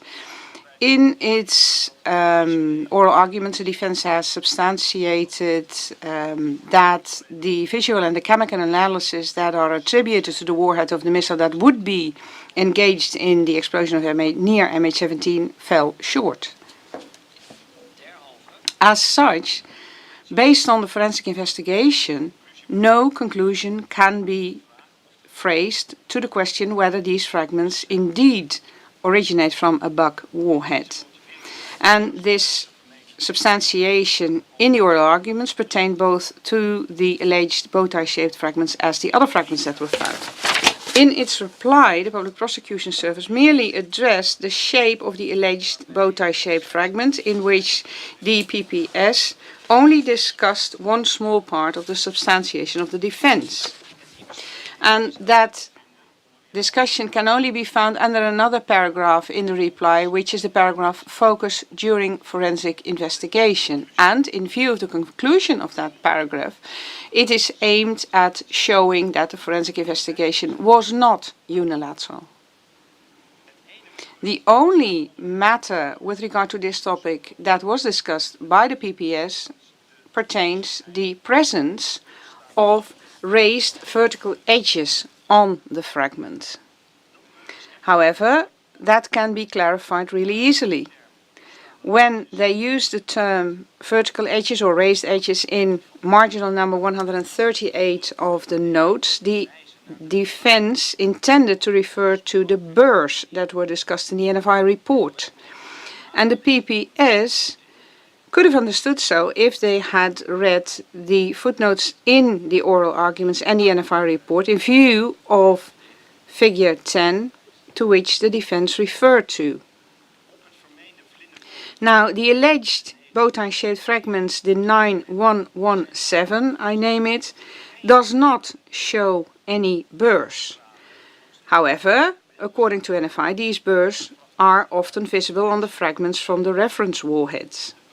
The burrs are a consequence of the processing that took place when these fragments are punched out for the warhead, according to NFI. With regard to what was argued in the oral arguments with regard to the metallurgical investigation in response to the fragment that we just discussed, the PPS confirms in reply that table 9.7 that we discussed comprehensively in Primo 9427 is indeed not complete. That was exactly the reason for the defense to point out that the table as it was presented provides a distorted image of the actually found and measured values with regard to all of the fragments that were investigated. The conclusions drawn by the defense in its oral arguments are also supported by the statement of expert RCO8, the key issue of the defense, which is the distorted image of the results in the NFI reports, is not addressed by the PPS in its reply. I think this is the one. We have another chapter to finish. It's the report of the American experts. The defense have submitted two peer review reports during the oral arguments. These were drawn up by a panel of very experienced and specialized American experts. These reports pertain to question 1 and 2 of these criminal proceedings. The PPS did not respond to the substance of these reports in its reply, but sets them aside very briefly by stating that the defense has incorrectly not provided 17 official reports of findings and or reports with regard to the missile identification. And the PPS says that they cannot work with the findings of these American experts. And this is not a very strong substantiation. And first of all, we point out that at least 4 of those official reports that were mentioned by the PPS have indeed been provided to these reports, as well as the pictures and the videos that were created when we had the inspection on site. The other documents that the PPS points out refer mainly to the clarification official reports and official reports of securing some objects. Now, these are documents without any relevance for forensic peer review, in which only findings are summarized that were described by the forensics experts in the forensic reports.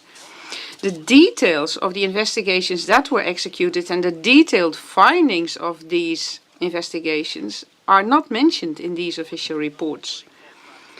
The reports that were relevant to answer question 1, which is relevant, that do indeed comprise these details, have indeed been provided to the experts by the defense. Besides, we have provided a comprehensive translation of partial question 1 of the documents of the court to the American experts so that they were able to assess the coherence between the various forensic sources of evidence and also have received a full overview of that. Besides, they also read the address by the public prosecution that discussed the coherence, and it was also discussed in the official report, so these would not add any value. In view of this, these circumstances and the very long list of documents that we have provided to the experts, it is truly incorrect, Your Honor, to state in reply that the experts only knew, and I quote, a fraction of the relevant evidence. It's horrendous that you dare to say so, and that they only were allowed a very limited insight in the kitchen of the forensic investigation. Now, finally, it is far too remarkable in the reply that the Public Prosecution Service always speak of consultants and advisors to create the impression, apparently, that the description of the expertise of the 5 engaged panel members consists of 18 pages. After reading the summary of the trainings and the experience that these researchers have, everybody will be able to conclude justifiably that these panel members must be regarded to be experts indeed. Now, the final topic, the investigation of the pattern of damage. And in my introduction to this item, I called it the remarkable response of the PPS to the defences that we raised following the investigation of the damage pattern. First of all, the PPS remarked that the file has lots of sources that show the damage pattern, and indeed we've noticed that too.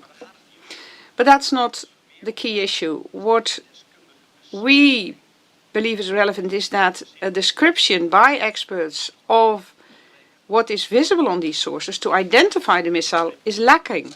Now that we understand from the reply, the PPS states that the damage pattern does not always enable the identification of a missile because one type of warhead fits in 2 types of missiles, as they state. And that point of departure applies to a Buk missile, indeed, as we understand, but it wasn't investigated for other missile systems. Besides, that point of departure does still not exclude that those missiles could be identified based on the damage pattern. Also, it can be derived from the reply that in the present case, missile identification based on the damage pattern did indeed not take place. And the PPS believes that it would only be useful to compare the damage to MH17 to the results of the arena tests with the complete missile. And moreover, secondary fragmentation would have a large impact, according to the PPS, on the damage pattern, as a consequence whereof the damage pattern must be reviewed from that perspective. Now, can we conclude from these considerations of the PPS that the missile identification process by means of the damage pattern was apparently so complicated that it did not or cannot give a reliable result? For we know from the experts that the conduct of secondary fragmentation can hardly be modeled, and it cannot be copied very well during an arena test either.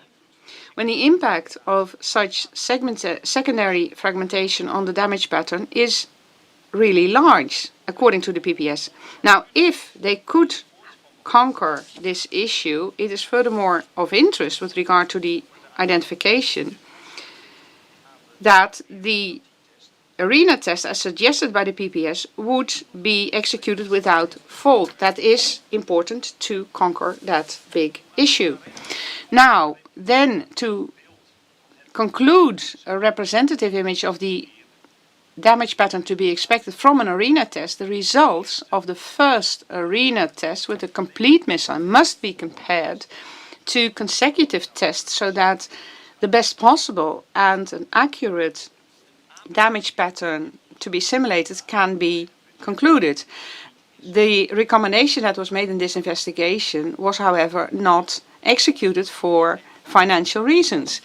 Even still, the PPS believes that it cannot be assessed very simply what type of missile is concerned, because the warhead determines the damage pattern and not the casing of it or the type of missile in which the warhead was placed.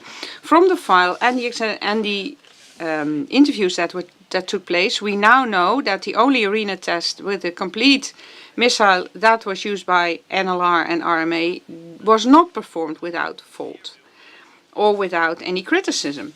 And it was also argued that, contrary to the advices to the JIT, only one arena test was performed with a complete missile. If it's correct, as the PPS says, that it would only be useful to identify the missile that was responsible for the damage pattern, to compare the damage of MH17 with the results of the arena test with a full missile, a complete missile, then it is even more important that in this investigation that lasted for years, no arena tests were executed with any other weapon systems than book weapon systems. If the simulated damage models of the other missiles would have provided a totally different damage pattern than what we see on MH17, the GIT investigation results would have provided much stronger evidence. Now it was intentionally left out. The contrary applies. This is why we do not know whether comparable fragmentation warheads of other weapon systems would also provide a match with regard to the established impacts on the fuselage of MH17. And you can see in my notes that I have underlined that. So the impacts established on the fuselage of MH17 would provide a match. And I did indeed underline that to indicate that what is relevant is the number of impacts to be expected by the detonation of a missile when the reply discusses a match between the image pattern on the witness plates and the pieces of wreckage of MH17. And that match explicitly does not pertain to any other characteristics of a missile or the warhead. It is about the number of impacts. And the reply of the representative of RMA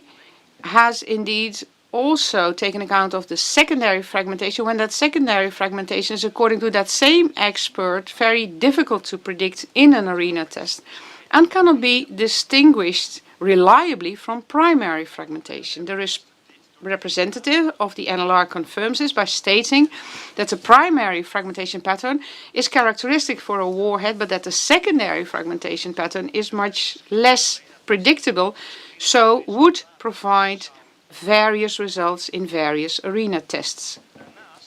Besides, obviously also, the chosen rendezvous conditions of the missile have a large impact on the number of impacts to be expected.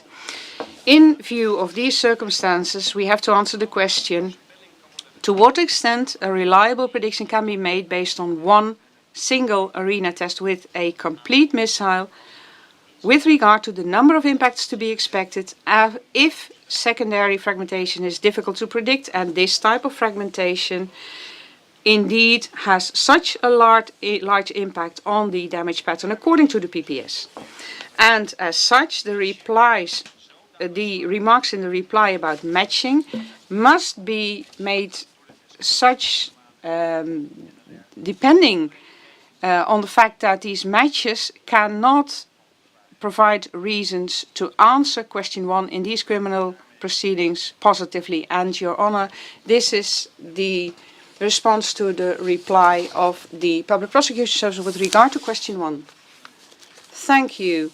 So we will now take time for a lunch break. It is past 1:30. We will continue at 13:35 with the hearing.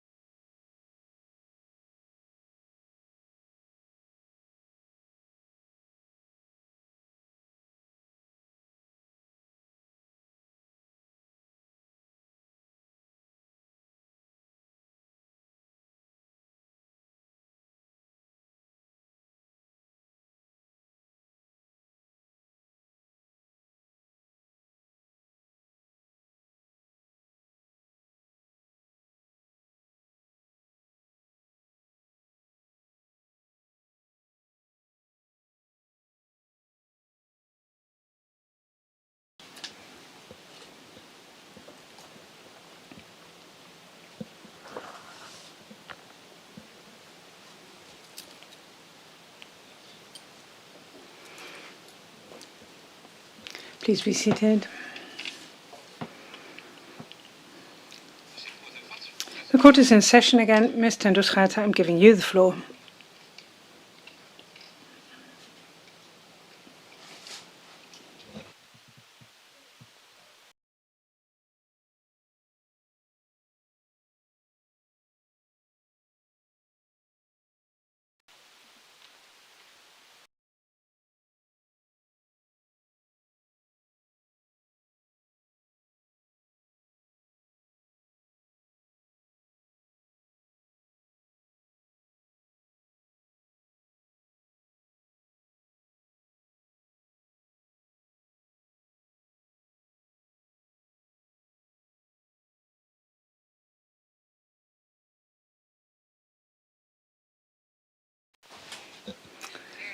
We will be continuing with evidentiary issue 2, which consists of 3 parts.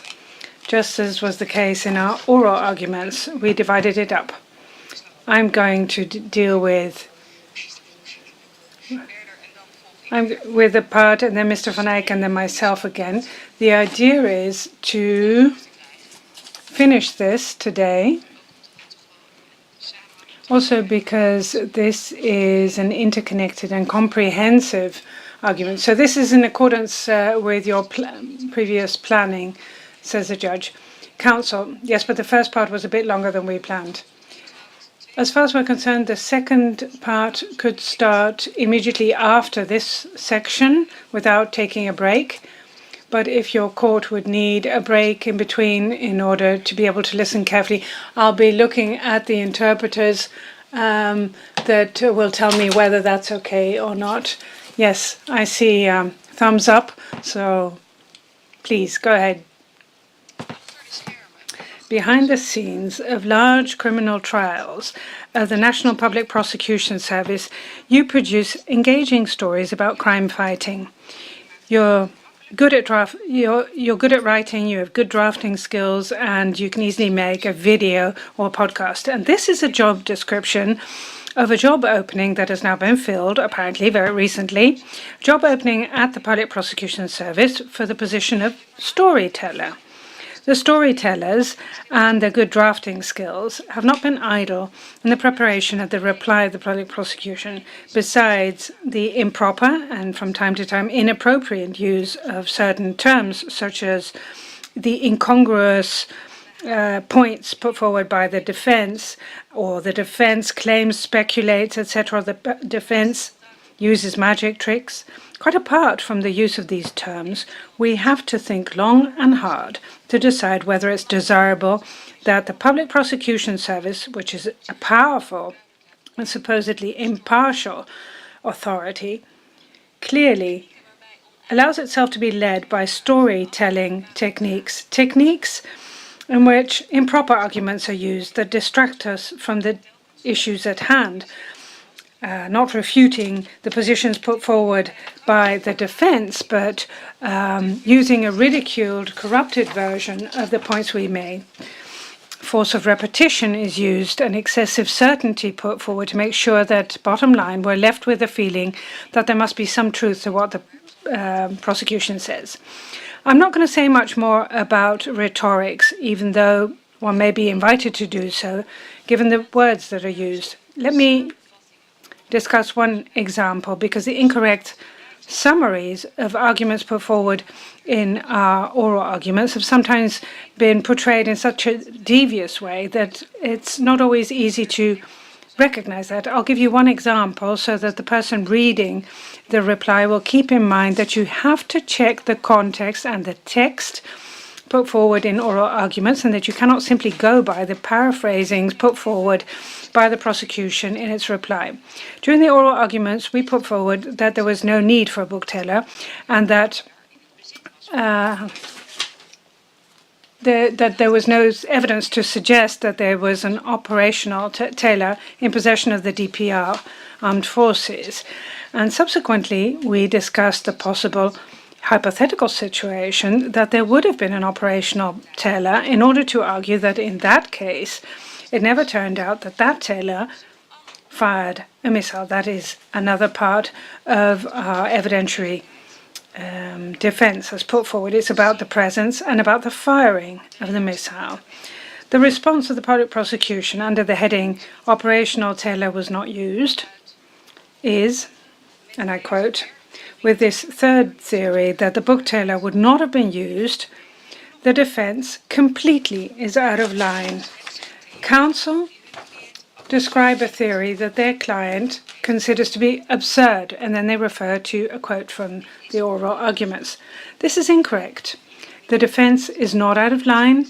Counsel do not portray a theory, let alone a theory that our client would consider to be absurd. Let me start with the latter. During the oral arguments, we have pointed out that our client considers other assertions to be absurd, and this was not what the public prosecution calls a theory of the defense. It was not about the question.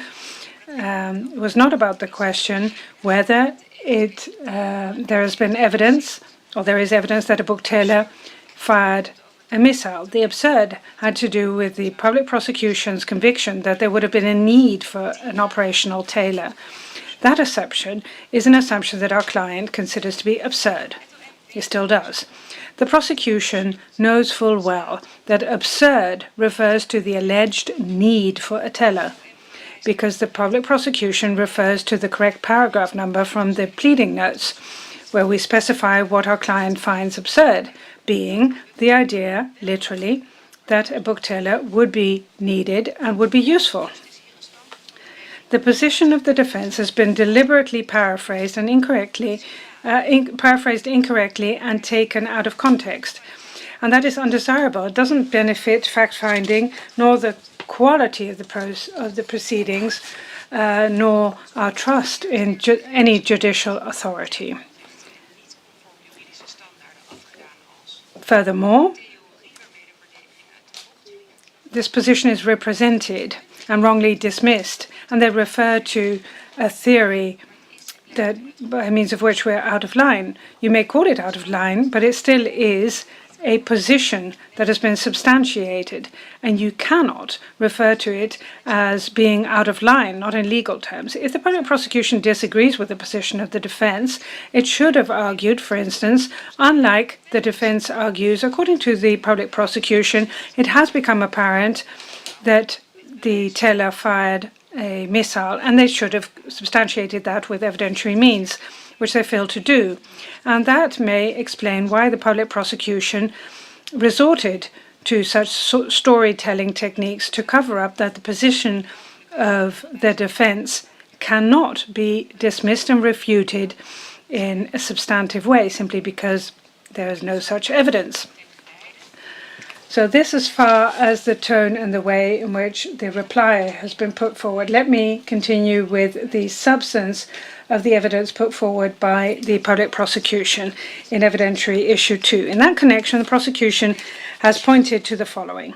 In summary, has pointed to intercepts that would show that DPR armed forces needed a book tailor, intercepted conversations that would show that following a request to that effect there would have been a Russian book tailor in the DPR, intercepted conversations and footage that would show that the armed forces of the DPR would have transported a book tailor, intercepts and footage that would show that the armed forces of the DPR would have positioned a book tailor in a field near Pervomaisky, and intercepts and witness statements and satellite photos of traces that would show the book tailor would have fired a missile from near Pervomaisky. The defense has put forward substantiated positions. Our conclusion was that evidentiary issue 2 cannot be proven. And the position of the defense boils down to the fact that intercepts and other information that would show that there would have been a tailor near Pervomaisky, that they do not constitute evidence for the charges, because at most they show that there was a tailor present, but not that this was a tailor that was able to fire a missile, let alone fired a missile, let alone with which flight MH17 was hit. We put forward reasoned arguments as to why what the public prosecution put forward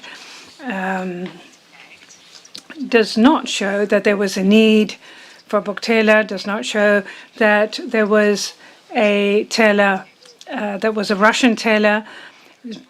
It hasn't become apparent that an operational book tailor was transported, or that it could fire, that it was positioned in Pervomaisky, not in the way the prosecution stipulated, and it was not clear that the tailor, if it was near Pervomaisky, fired a missile, because the intercepts did not reveal that there's a causal connection. And if there were tailors, anything in connection with the previous points these things do not constitute evidence for the indictment. Other facts and circumstances that have been put forward as supporting evidence cannot be used as evidence, or the witness statements of M58 and X48 cannot be used as evidence and cannot lead to declaring the charges proven, and that there is insufficient distinctive character with respect to supportive evidence. And so therefore, evidentiary item 2 cannot be proven conclusively. Furthermore, calculations show that the field near Pervomaisky cannot be the firing location, and there is no evidence that for launch having taken place from that field. And the exculpatory evidence showing that Pervomaisky was not the place where there was a missile that was fired, and not in any case a missile that hit MH17, means that the offences cannot be proven. This as far as the main issues are concerned. I just wanted to make these points in order not to be confused by the tangle and selection of reproaches and unfounded arguments in the prosecution's reply. I shall now comment on the substance of the reply put forward by the prosecution. The position of the defence that no evidence was found to suggest that a tailor possibly present there was operational and fired. That position is discussed in chapter 4.3.2 of the reply, and doesn't really cover the question at hand, and is referred to as alternative interpretation of intercepts. Public prosecution says that the intercepts would be relevant for the evidence of the main scenario, and the position of the prosecution is that what the defense put forward does not detract from that. It wouldn't be plausible that the intercepted conversations contain disinformation, according to the prosecution. The prosecution points out, one, that it's capable of interpreting the intercepts itself, and that there's been validation of the intercepts, and that the statements of Pulato, for several reasons, would lack credibility, and there was a need for a book tailor, and that a non-operational tailor lacks credibility, and it has not become apparent that that tailor did not fire a missile. I'll discuss this. Expertise would not be required in order to interpret the intercepts. The prosecution says that it's not necessary, but seems to know how the intercepts should be interpreted. Why the Public Prosecution Service would be in a better place to interpret these conversations than our client, for instance, remains, despite the explicit and motivated position of the defense in this respect, remains unspecified. They only refer to a number of other criminal cases in which coded language could be interpreted on the basis of a context. The prosecution apparently echoes that.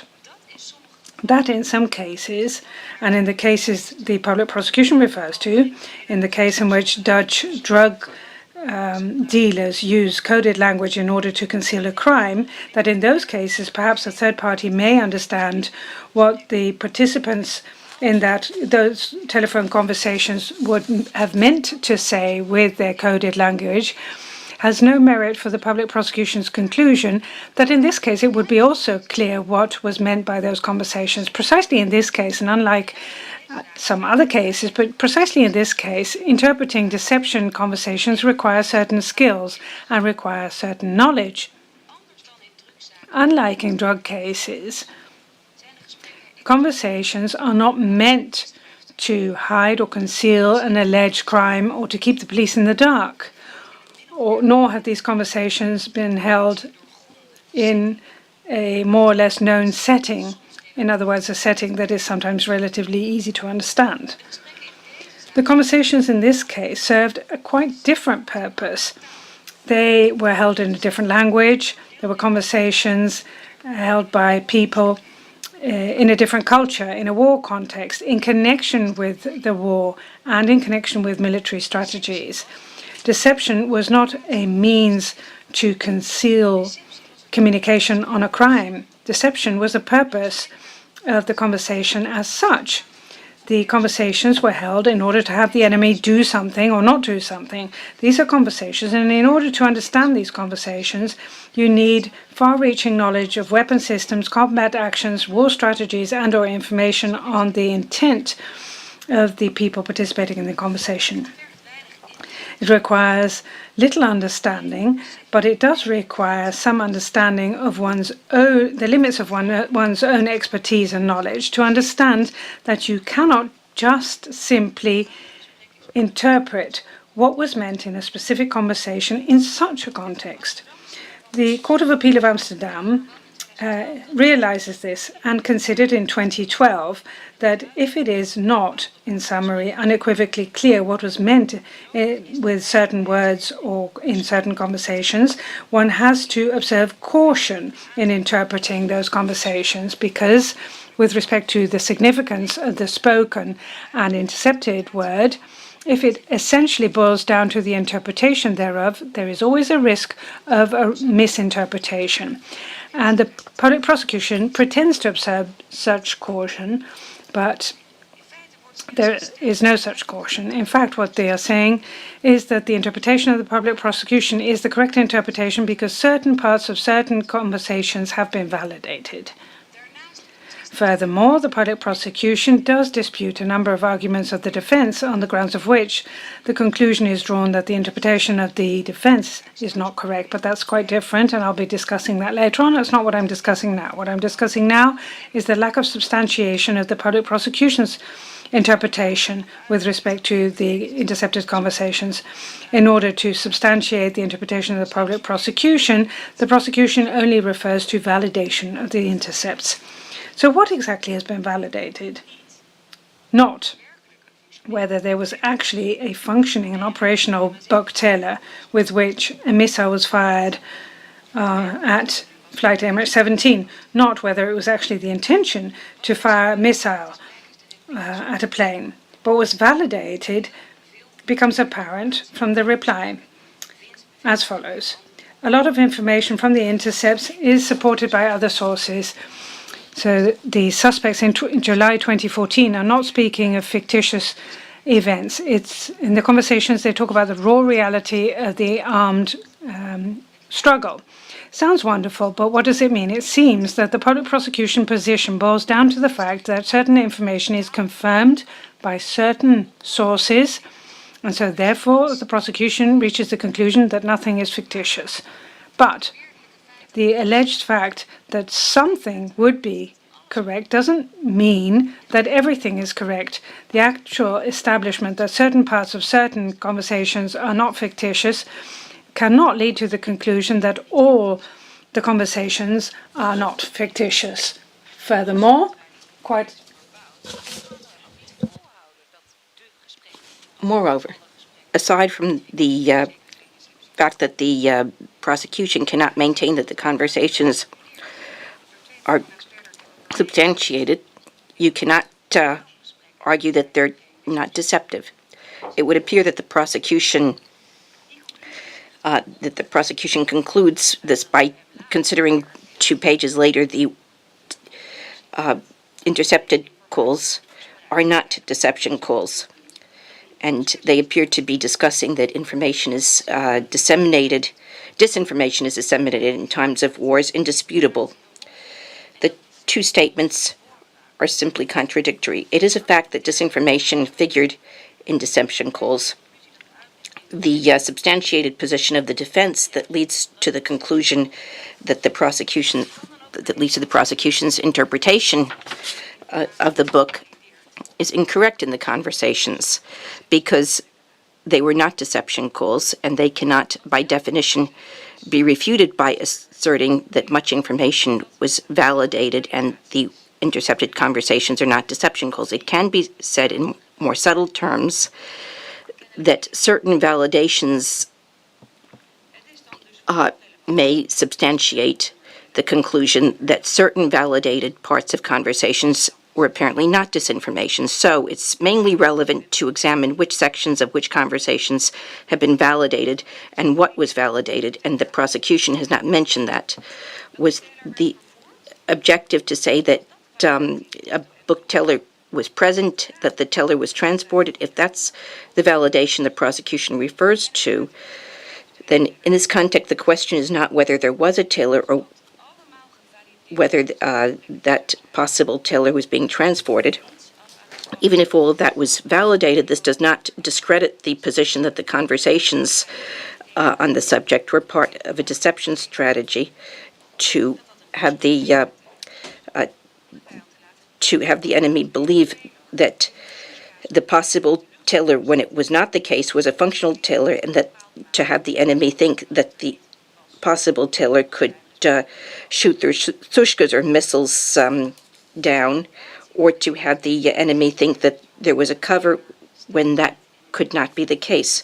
The validation of the possible presence or transport of a teller is therefore at odds with the interpretation corresponding with what clients said in those conversations, and is supported by many facts and circumstances mentioned. That the validation that the prosecution refers to doesn't discredit them and isn't what matters, is what the defense tried to explain, but the prosecution apparently still had not or did not want to understand, and in any case does not seriously address, which is that there can be deception even if there were a book teller or one was transported, because conceivably that possibly present book teller could have been a non-functioning teller and therefore part of that deception strategy. The required circumspection in requiring phone calls requires to avert an excessive risk of misinterpreting those conversations, requires validating or refuting those aspects. What matters is whether the possibly present teller was functioning or not, and the purpose matters, such as deterring or launching.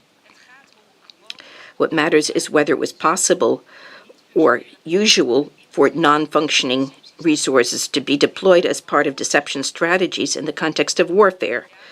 Validation and investigation in relation to those topics might guide the question about the correct interpretation of the phone calls. For example, investigating the actual teller and thereby determining whether or not it was functioning could have guided the correct interpretation of the conversations.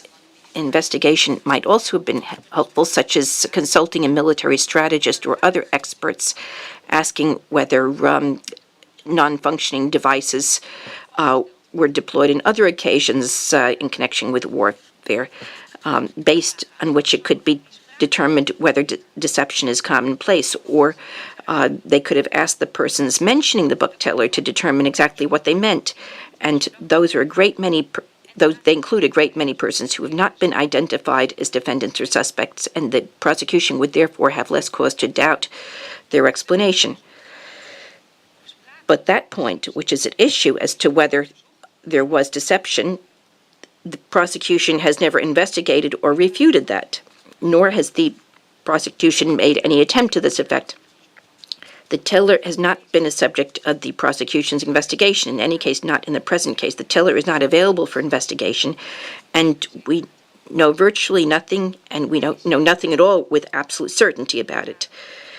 It was even a deliberate choice not to conduct additional investigation relating to deception. The prosecution chose not to interview any witnesses and opted not to submit the question to an expert as to whether it was as implausible as the prosecution thinks. Perhaps the prosecution considered this unnecessary or lacks the courage to do this, but the risk is that this could have confirmed the position of the defense, a risk that the prosecution apparently did not want to take. But by refraining from additional investigation on the possibility of a deception strategy, and by ignoring such a possible explanation or substantiation, they incur the very risk that the Court of Appeal in Amsterdam warned about the risk of incorrectly understanding the phone calls. The conclusion is and remains that neither the intercepted calls nor the rest of the case file reveals that the possibly present teller was functioning. For various reasons, moreover, the prosecution attributes little value to the statements of Pulatov and apparently to the position of the defense concerning the deception calls.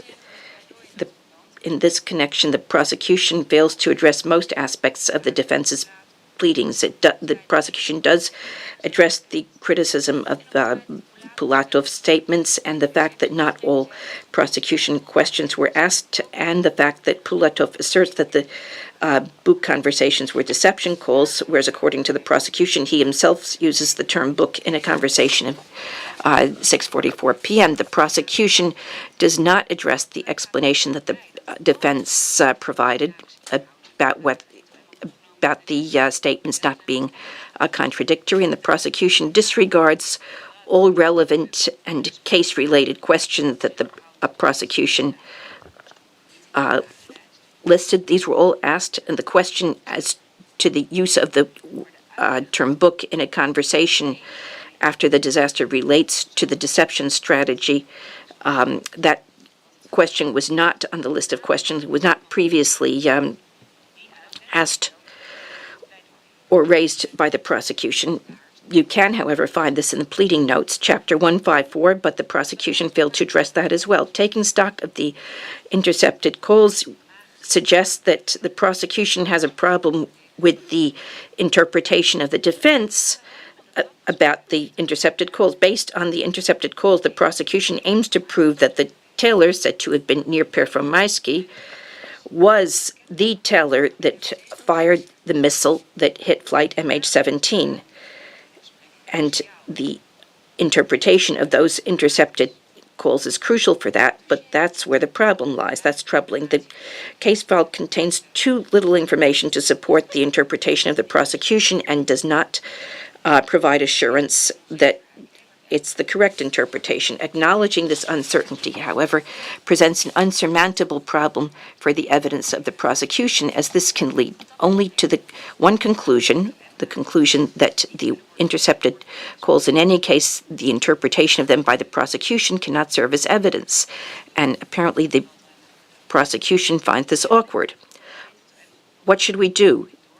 The prosecution apparently thought, and apparently the prosecution solved this by referring explicitly to the prosecution's interpretation of the intercepted calls and asserting Pulatov must provide demonstrable evidence to convince your court that he had nothing to do with the buck teller, but he does not succeed in this. What the prosecution presented to assert that Pulatov would have to prove his innocence and has not succeeded in this, it appears to be a subtle or not subtle attempt to twist the burden of proof. But even if the prosecution could convince an unsuspecting listener of that, your court is aware that that won't work in criminal justice. The prosecution has to start by proving that the tailor could and did fire a missile, I'll address later. If the prosecution believes that the intercepted conversations are evidence to this effect, then the prosecution has to prove at the very least that these calls have the meaning that the prosecution attributes to them. Pulatov, on the other hand, does not have to prove that what the intercepted calls mean that the prosecution is mentioning. And the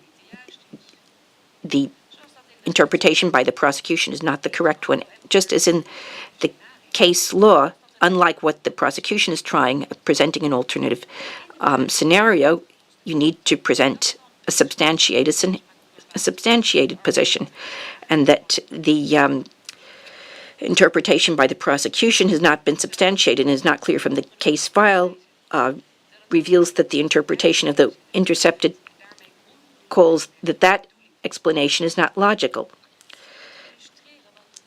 And by illustrating what cannot possibly correct in the interpretation of the prosecution, by explaining in part what, according to Pulatov was submitted by a trained specialist who does know about deception and warfare, and explaining what he believes is meant by this, and by illustrating that the prosecution is merely filling in what they believe is meant without any substantiation. This incurs a huge risk of misunderstanding the intercepted calls, which is why they do not underpin or support the charges.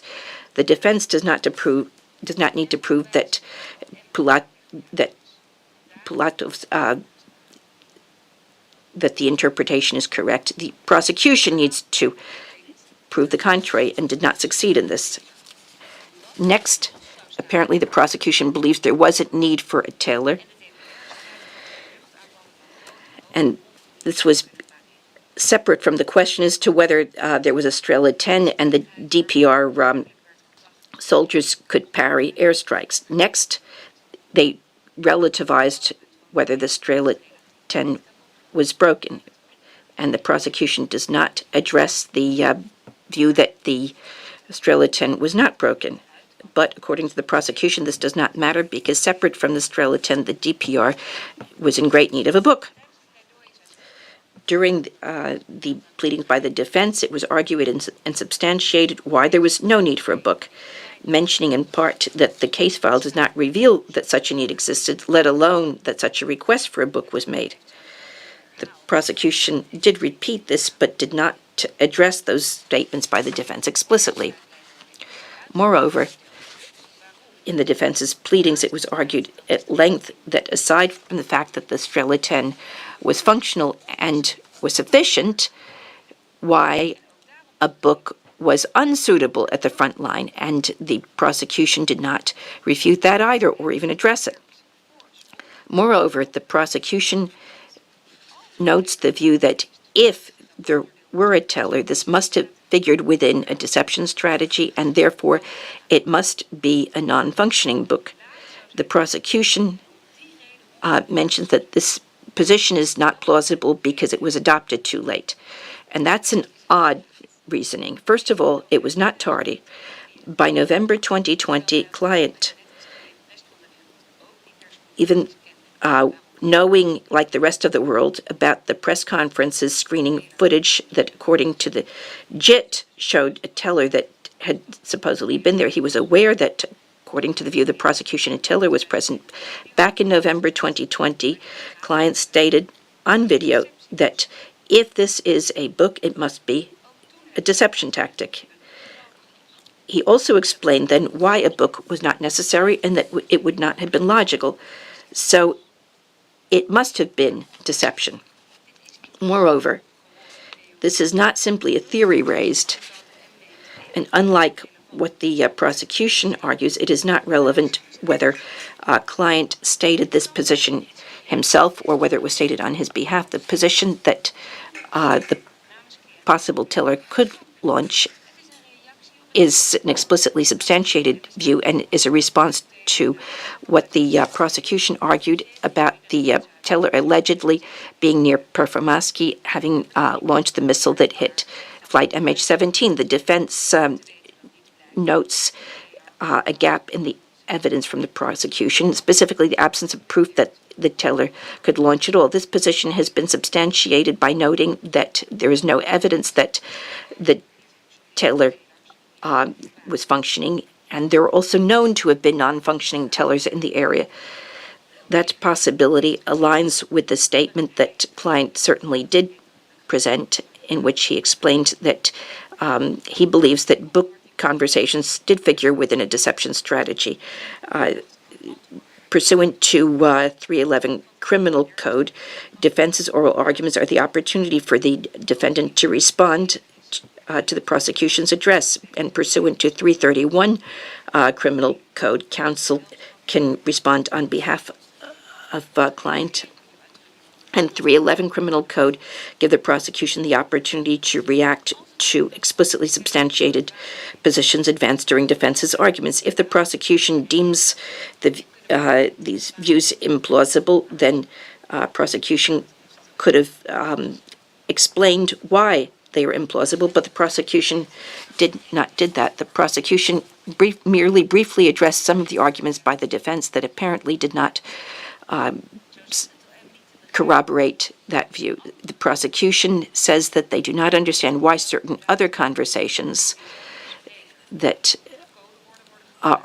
that use code on around that date by that same speaker. The prosecution says it doesn't matter why those intercepted calls are relevant. They're conversations where code is used to avert the enemy knowing what weapons are involved. Well, those conversations are relevant because they reveal that coded language is used to conceal things, whereas conversations about a book follow an entirely different procedure, namely an overly explicit and repeated use of the word book. This supports the position that the word book was specifically stated in such a non-concealing way to have the enemy think that it was a functioning book. The prosecution notes that these conversations had only been provided for information, but I've added them as an annex to the pleading notes. The prosecution then notes the conversation raised by the defense as supporting the present view that the conversation in which is mentioned, well, thank God, maybe simply intercepted the conversations. From this, no military deception may be inferred according to the prosecution. It would apparently not be military deception and was not raised in that context by the defense. The conversation was raised and is relevant as support because it concerns deception. This conversation mentions, first of all, that the expected attack has not been forthcoming to date, and the other participants in the conversation responded with the aforementioned statement. He relates the absence of an attack to the possibility that certain conversations were intercepted. In other words, thank God, perhaps certain conversations served their purpose, which was to avert an attack by the enemy because they were intercepted by the enemy. Moreover, the said conversation is not the only conversation that can support the position that Tela may have been part of military deception. In another part of the oral arguments, we alerted to an intercepted conversation in which it was said that the DPR did not shoot down MH17, that the DPR did not have an operational Buktela, and that the Buktela that the DPR had on the 17th of July 2014 was a non-operational mock-up bug that couldn't launch. And the Public Prosecution Service did not respond to that. Furthermore, the PPS says that it does not interpret Dubinsky's statement as a conversation. He only refers, according to the PPS, to the conversation, and that's incorrect. In his statement, he addresses the conversations that were seen by the PPS as the key evidence, and he can have meant nothing else but the conversations about the book, and according to him, these conversations, particularly these conversations, would be a radio game. Whatever may be true, beside that, many more facts and circumstances were argued by the defense that have not been addressed by the PPS.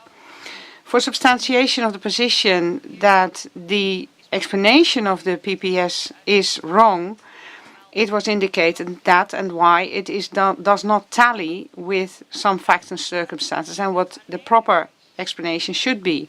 And it is explained why that is much more plausible and the risk of an incorrect interpretation is much more limited than the interpretation of the PPS. And the PPS did not address that. They did not address either the well-argued and substantiated position that the TELA was also intended to deter, and the fact that it's often non-operational materials are used to deter. Nor did the PPS address the fact which was argued in 6 pages and substantiated, that practically it's well possible that the TELA that you see on the footage is a non-operational TELA, because several non-operational TELAs were available in the area, and that the file does not show that that TELA would be the TELA of the 53rd Brigade. They did not argue anything against these arguments. Why this well-argued and substantiated position of the defense would indeed be incredible is not shown by the substance that was argued. The following part that is addressed in the reply is the position that if there was a teller, and if it was able to fire, that it was not demonstrated that indeed it did fire a missile. Dozens of pages of the oral arguments have substantiated explicitly that it was not demonstrated by the file, but the PPS did not address that. The PPS does indeed state that the client would believe it to be absurd, but as I've explained, he does not believe so, and the PPS knows it. No serious argument was raised against this position. Nothing was argued in response to the fact that the Ukrainian forces in the part of Ukraine where the conflict was fought had at least 157 Buk missiles in July 2014 of the type 9M38 or 9M38M1 and 27 TELs or tellers. They did not respond to the fact that the question what teller did indeed launch and whether it was a Ukrainian teller or whether it could have been a Ukrainian teller has not been investigated, truly. The PPS did not address the position that it's possible that another Ukrainian teller has launched the missile. The PPS did not argue anything against the position that the intercepted conversation as of 1 or 2 in the afternoon do not contain any information that can be related to MH17, that 53 intercepted conversations got lost just before the disaster, that it's not known what is to be heard on the intercepted conversation of the Ukrainian forces, that there's no plausible reason for launching a Buk missile. And they did not contest that the available intercepted conversations of around 1620 show that the DPR forces had nothing to do with launching the missile that MH17 hit. And the PPS did not respond to the position that the file does not show why the teller would have been removed, but that there could be another reason than the PPS thinks. The PPS did not raise any objections to the position that the Luhansk video that was shown during their address, which showed the teller driving away, cannot be used for evidence because it is an undated video of an unknown source through the SBU, which probably shows a teller of the Ukrainian forces with 2 and not 3 missiles, which is not the teller that would have been near to Pervomaisky and which would have fired the missile according to the PPS. And the PPS did not address all of this. Now, the PPS may say that the position of the defense, that it cannot be proven that the teller that was near Pervomaisky, according to the PPS, did fire a missile, let alone the missile. They can say it is contested, but they did not raise any objections to the facts and the substantiations of that position.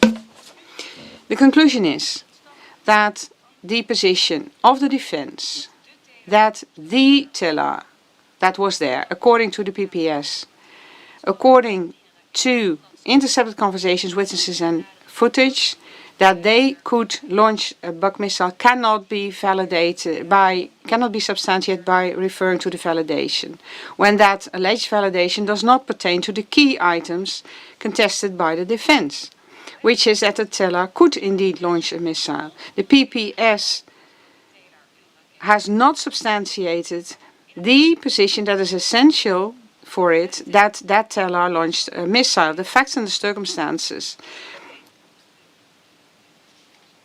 have not been refuted, and that's these facts and circumstances that boil down to the fact that it wasn't proven that the teller has indeed launched a missile, let alone that missile. Therefore, the conclusion is that from the intercepted conversations, the footage and other information quoted by the PPS, it cannot be demonstrated that the teller that was present near Pervomaisky, according to the PPS, did indeed launch a missile, and let alone not the missile that hit MH17. Therefore, this should lead to acquittal. Now, I would like to address what was called supporting evidence, and besides the contacts and the intercepted conversations that I've just discussed are a smoke trail and traces on the site.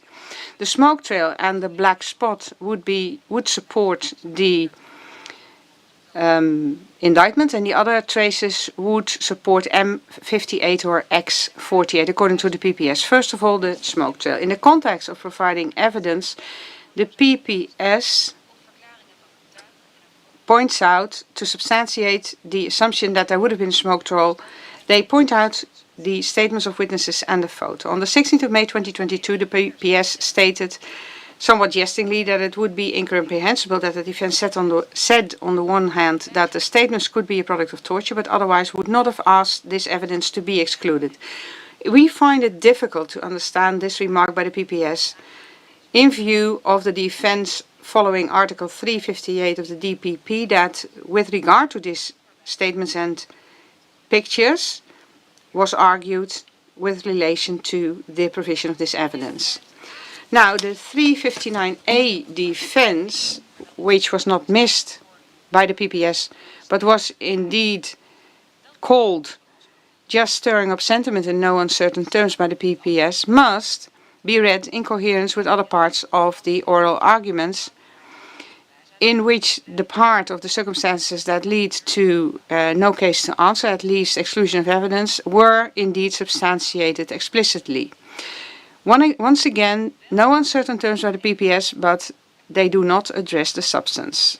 However, they do address some other arguments that were raised with regard to the 359 defense. That part, as if reporting was sufficient, whether the questions were too leading, etc., we apparently do not agree with the PPS, and we persist in what we've argued before. But that, whoever is right in this case, does not affect that the PPS did not refute the other arguments and the substantiation that we mentioned before. Therefore, we persist in our request to indeed exclude the statements by those that have indeed been interviewed exclusively or initially by the SBU, to exclude these from evidence. If your court, in the unlikely event that your court would indeed decide to consider these statements, it is not supporting evidence or cannot be used to support the indictment, as argued. First of all, because these statements are so varying that they do not provide in a reliable way an unambiguous picture. And the PPS does state that if they do not zoom in but zoom out, that there would be one common thread, which is that the witnesses link up the trace to downing MH17. That's what they say. However, you need a very impressive wide-angle lens to zoom out. It needs to be so far that you only pay attention to a selection of some of the smoke plume witnesses, when all of the witnesses that state another direction, another location, another time, or another shape of the smoke trail, that these witnesses must be forgotten without any valid reason or explanation. And it requires you to zoom out so far that the observations of these selected witnesses are no longer relevant, but only the suspicions, the speculations, or the assumptions that they link up to their observations. Now, these suspicions, speculations, or assumptions of these persons that boil down to the fact that they interpret that what they say they have observed, which is smoke or condensed, that they interpret that it must have been related to downing MH17. These are not observations, or rather, it's not evidence within the context of 342 of the DPP. The common thread found by the PPS, that witnesses assume that their observations must have had something to do with MH17, that does not benefit the provision of evidence. It is an issue in this case, rather. Moreover, in particular, for providing evidence, because it is a huge evidential issue that so many assumptions and suspicions of the JIT, the SBU and the PPS have been made public, so that the witnesses were impacted and that they were influenced, so that the limits between observation and interpretation thereof have become vague, or that witnesses do not know whether their memory they have is from observation at the scene or seeing an animation or a video from a press conference or another source. That the PPS chooses to be blind to this And these assumptions by these witnesses, the common thread, even interprets as a substantiation in its provision of evidence, does not increase the trust in the unbiasedness and the independence of the investigation. Secondly, it was argued in the oral arguments that, with substantiation and explicitly, that the trail of a Buk missile looks differently. It was not investigated, moreover, whether the trace on the image does belong to a Buk missile. It is not demonstrated by the file, very simply. In addition, if the trace on the image would be from a missile, it would not be from a Buk missile that was launched from Pervomarsky and hit MH17. Also, from the perspective of the photographer, the angle should have been different than it is on the image. And finally, it was argued that the trace that was photographed, or the traces that the witnesses say they have seen, if they would be indeed of the launched missile, that they could rather or even better tally with other common causes.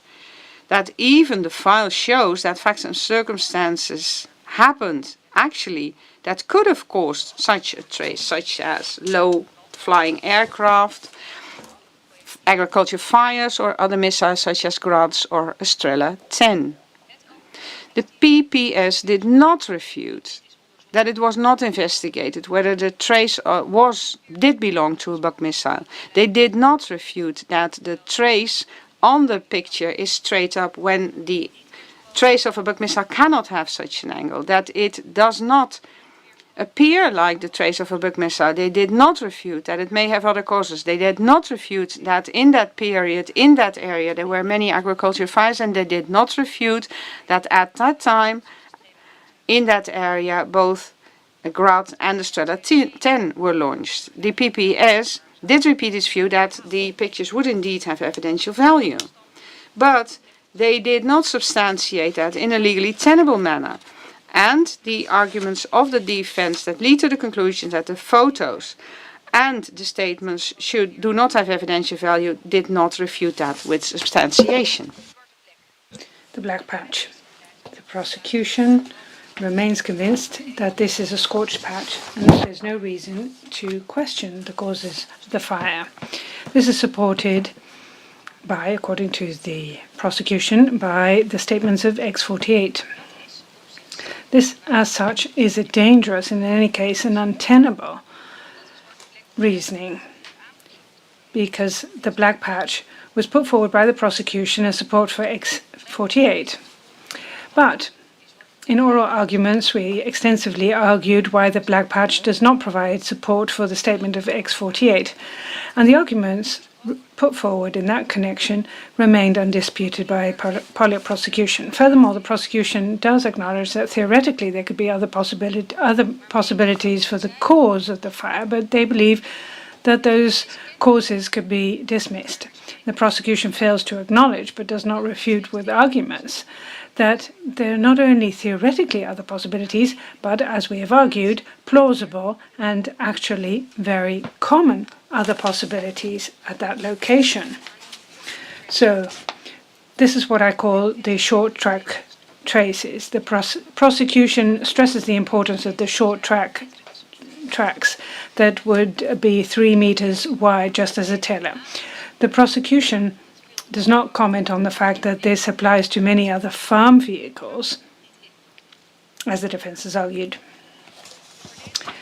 The defense has also argued that the short tracks could not only be tracks from farm vehicles, but they also don't seem to be from farm vehicles, because they apparently are the same or similar to traces made earlier. The public prosecution says that this has not been substantiated, but that's not correct. As we argued, the image analyst of the JIT reported that he sees no deviations with respect to the tracks of caterpillar tracks, and also concerning the tracks of the caterpillar tracks that we see, or that he sees on 16 July, and also the tracks that he sees on 20 July.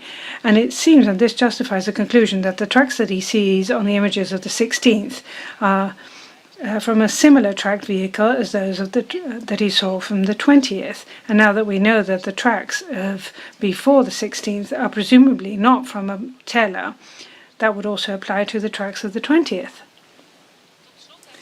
And finally, the defense pointed out that the short tracks cannot be from the location of the firing, because the teller could not have hit MH17 from that location. This is a crucial point, and it's not something the defense made up itself. It's based on and substantiated with information of two more or less expert witnesses who in first instance were questioned by the JIT. They have, and RCO2 even did so under oath, they have explained that the minimum distance of 500 meters or at least 100 to 150 meters is necessary.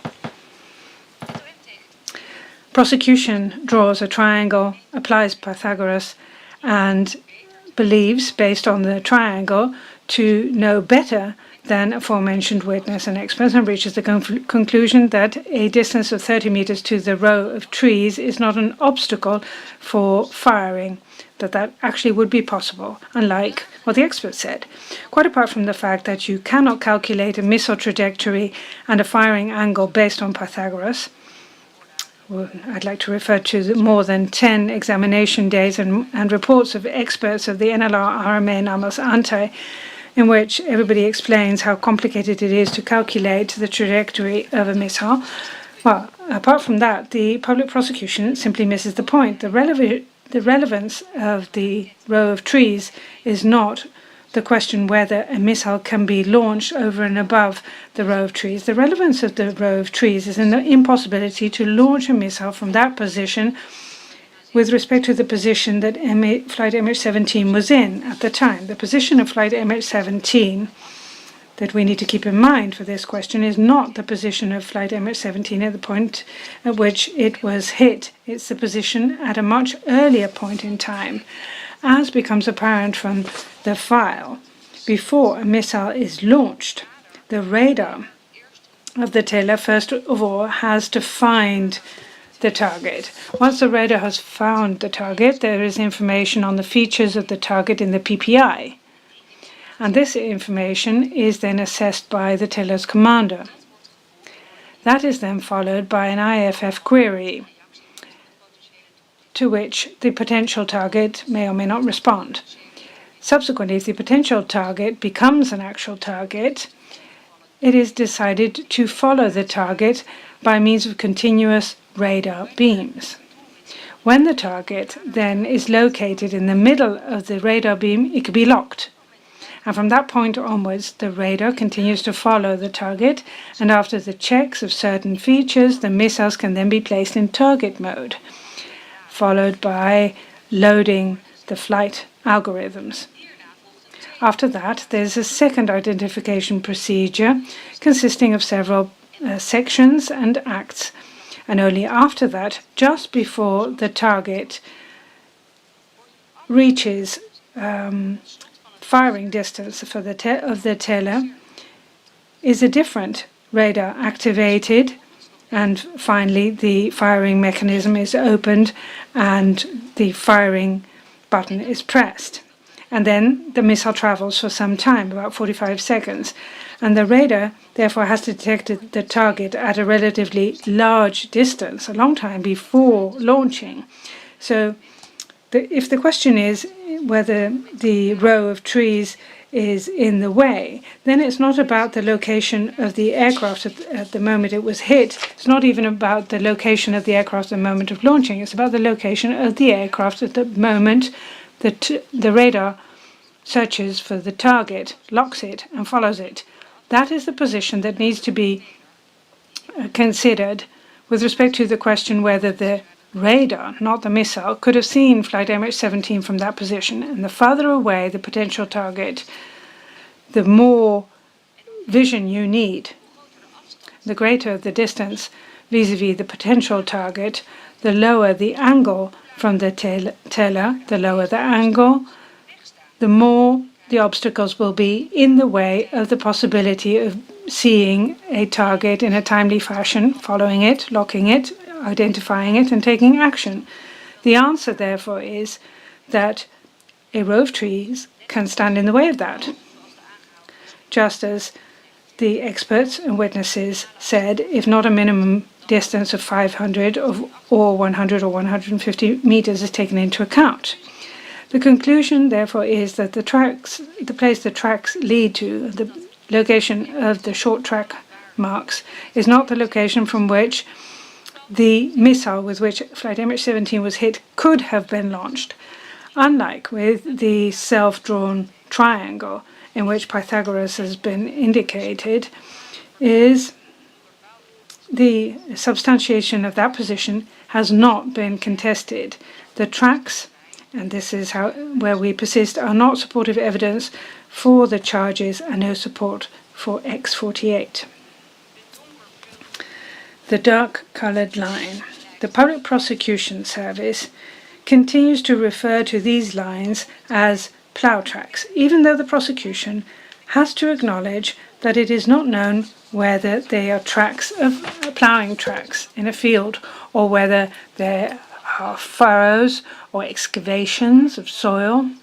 The earthen mound that the JIT sees in that is lacking. The prosecution sees the line as support for X48 and follows a reasoning that boils down to the following: that ploughing, which according to X48 is what happened, is a process, and the dark line is also a process, and so it is support, but it's not support. X48 is talking about ploughing, and the file shows that the field was not ploughed. The dark line around a field, whatever the cause may be, changes nothing and has nothing whatsoever to do with the alleged ploughing. The dark line is not the same thing as ploughing, and is quite separate from the ploughing of the field, and that has been argued in detail, and the prosecution never commented on it. And there are other traces that the defence referred to in its oral arguments and took the position that the traces or tracks that were put forward by the prosecution as support for M58 are not support. And the prosecution did not comment on that. It was not disputed that the tracks around the crossroads were not of a teller. It has not been disputed that those tracks do not fit M58's statement. And the prosecution does repeat that two round prints would fit the tents that M58 made a statement about. The prosecution doesn't even comment on the position of the defence that those round prints are not tent prints, and furthermore have a different shape and so don't match the alleged tent that M58 says he saw. And so they're no support for his statement. The conclusion, therefore, is that the public prosecution and the defence seem to agree on the fact that the smoke trail and other traces don't show that a Buk missile was launched on 17 July 2014 from a field near Pervomaiski, but unlike the prosecution, the defense argues that the smoke trail and other traces do not fit a launch of a Buk missile. And these tracks cannot serve as supportive evidence for X48 or M58. Mr. van Eyck will be arguing the next point, and this is evidentiary issue 2, which concerns the calculations of Amas Ante in summary. And the question is whether we can continue and then take a break later on. Well, yes, for your information, after Section 2 is Section 3, and that's 35 pages. So it's a bit shorter, but altogether we have about 67 more pages. Okay, so that's 2 sections. And looking to the interpreters, we could continue for a bit now or take a short break and then take another short break between those 2 parts. It doesn't matter. Do I understand that correctly? Okay, then perhaps we can continue and we'll take a single break.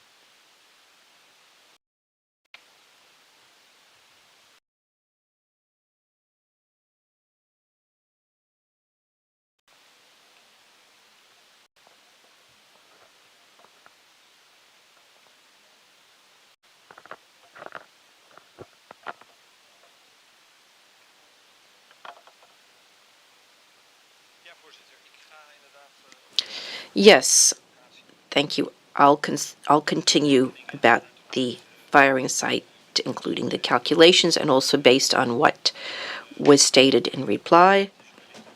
And you may also have noticed that in reply, there was a response to the roots of the defense, which were whether the arena and field tests were usable and whether the real damage pattern used by Almas Antay is representative. So those were important parts of reply, and I'm going to address them in our rejoinder. I'll start by discussing the arena tests, and of course especially what the prosecution said about them. In this chapter of reply, the prosecution mentions two quotations from interviews with experts. The prosecution appears to be arguing that despite the compliments of Almas Antay representatives for the arena test conducted by the RMA, despite that, Almas Antay and the RMA agree that all data generated is accurate for developing a dynamic fragmentation program. But the facts are otherwise, and the prosecution is aware of that because during the interview with the Almas Antay representative, the prosecution put the following question to him and fails to mention that question in the resulting answer on reply. Prosecutor, do we understand that at present no debate remains between Almas Antay and the NLR and RMA concerning the dispersion and fragmentation pattern of a new missile with a new warhead, so only the dispersion pattern in Almas replies there most certainly is a difference of opinion there. Then the Almas Antay representative explains in detail what those differences entail, indicating, among other things, that the models used by the NLR and RMA don't reflect the differences between the respective preformed destructive elements. He explains that the bow tie shaped elements are only 24% of the preformed elements, while they account for 60% of the fragmentation cloud's weight, and that those bow tie shaped fragments are the foundation of the kinetic energy that the warhead imparts to the aircraft. Later on, he explained that specifically the traces of the area of maximum kinetic energy enable determining the orientation of the missile with respect to the aircraft. According to the Almas representative, this is why visualizing the launch site, because during the arena test you visualize the tracks of separate primary fragments, as well as in modeling them during the envisaged dynamic fragmentation pattern. And this individual modeling did not take place during the arena test, according to him. Since Almas asserts that it had access to the results of far more arena tests than the RMA test alone, Almas, based on that multiplicity of results, and I quote, devised a more specific model of the dispersion of the density of the destructive elements. So, in general, selecting from a large number of results will yield a more accurate result. In addition, in Almas's additional report, we read that Almas has criticism about the spherical fragmentation pattern that the NLR and RMA experts devised through extrapolation of a rotation around the longitudinal axis. That information emerged from the arena test as well. Because of the reasons explained in that additional report, Almas asserts that the spherical fragmentation pattern reflects considerable inaccuracies. Moreover, the U.S. experts also criticized the RMA arena test, especially the unusable witness plates used. Without additional tests, in their view, these witness plates can yield inaccurate interpretations of penetration evidence. In discussing the real damage pattern in a moment, I will also address these incompetent witness plates with respect to matching with the damage on what is known as the second left cockpit window. Now, finally, regarding this topic, I'd like to note that based on the reply, the prosecution refers to a quotation from our arguments out of context, but relates it to the present RMA arena test. This remark in our arguments related to the response by the RMA to the DSTG criticism of the arena test conducted by RMA. Based on this criticism, the RMA asserts that it would not have made a difference if more than one test had been conducted with the missile, because little new would have emerged. And based on that remark, we say that that's typical of the RMA's unscientific approach and near complete faith in their ability, because only after conducting additional arena tests can the data be validated. That remark does not relate to how we believe the RMA conducted that specific arena test. Next, using the results of the field tests. That's basically the second pillar of the reply, so to speak. During the joint interview, the NLR representative described the field test conducted on the Ilyushin 86 as a best effort and complimented the Almas representative for compensating the static test, which, according to him, was no mean feat. In addition, the NLR representative notes that the diameter of the Boeing was very slightly larger, as he puts it, than the Ilyushin, slightly larger, and the diameter at the Ilyushin's cockpit is smaller than the Boeing, and that the front chassis of the Ilyushin is further to the rear than at the Boeing. And based on those factors, the NLR representative believes that the damage to the Ilyushin does not automatically compare to the damage visible on the reconstruction. That the experts did not agree with each other in all respects is no surprise, as been noted at length in the defense's arguments. For this reason, it would be inappropriate on reply to argue that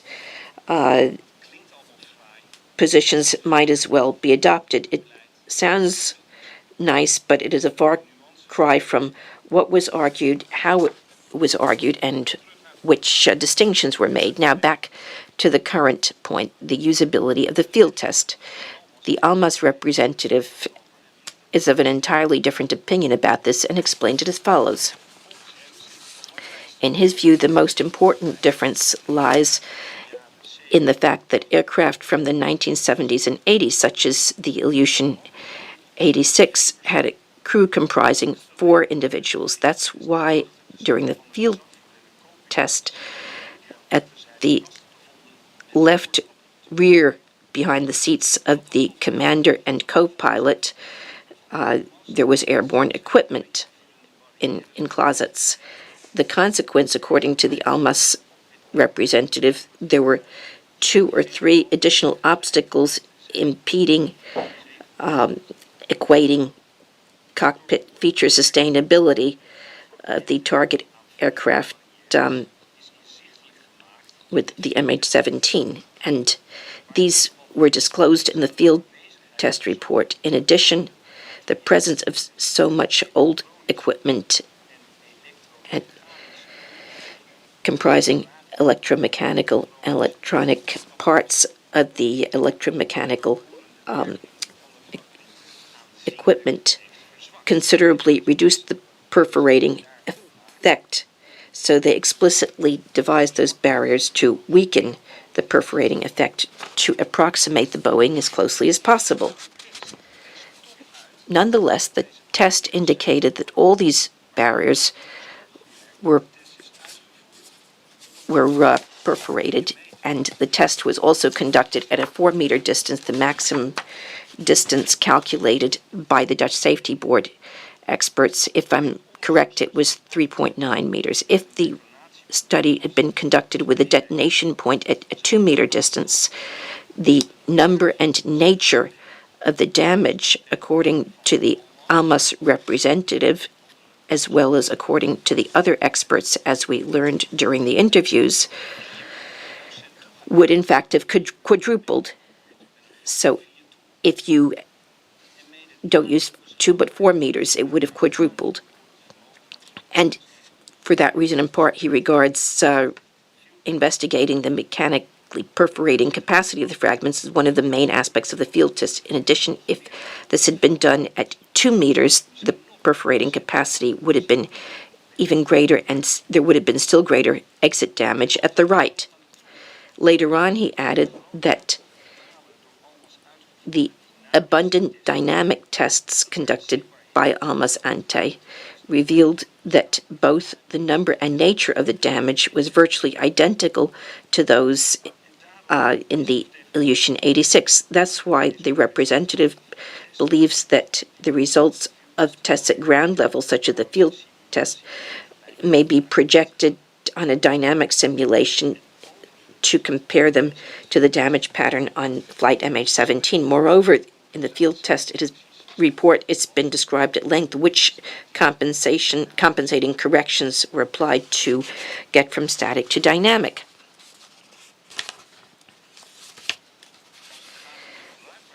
As to the usability of the field test results, AMEC agrees with the U.S. expert panel. In their report, they state that this field test may indeed be indicative of the damage pattern to be expected at the JIT trajectory that would appear on the MH17 reconstruction. The damage pattern refers not to exact numbers of perforations, but to the general pattern of sites and the greatest densities or special places of visible perforating capacity. The next question concerns whether the NLR representative's assessment of the usability of field test is of scientific value, because he made these statements without having access to the field test report, and was not able to base his statements on experimental research or documents or sketches, nor did he accept the invitation of the Dutch Safety Board to attend the field test at the time. Moreover, the remark in reply that the diameter of the Ilyushin 86 cockpit is far smaller than that of the Boeing is simply incorrect. The maximum width of the Boeing fuselage is 6.9 meters, and that of the Ilyushin is 6.08 meters, which is a difference of less than 2% and cannot be qualified as far smaller as the prosecution does, nor is that what the NLR representative stated. He mentions slightly larger. The subsequent remark in reply, which is that, therefore, with the Ilyushin, you're more likely to find exit damage than on the Boeing, is therefore based not only on an incorrect factual foundation, but also lacks the necessary logic or expertise. In reply, the prosecution, moreover, qualified the damage pattern on the Ilyushin 86 as worthless because this test was primarily demonstrative, according to the Almas representative during one of the interviews. And that statement was eagerly seized by the prosecution to discredit the field test. Aside from the complexity of correct translation into Dutch of what a Russian scientist explains in Russian,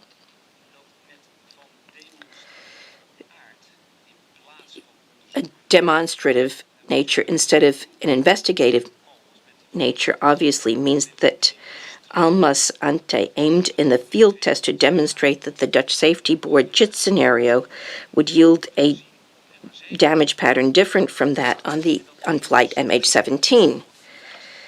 And demonstrating, which equates with proving, demonstrating, or substantiating, is different from investigating the dynamic fragmentation pattern of a Buk missile. Almas Ante did not need to investigate that because before July 2014, they had already conducted hundreds of such arena tests. And the situation was different for the RMA and JIT. Of course, they did need to conduct an investigative arena test.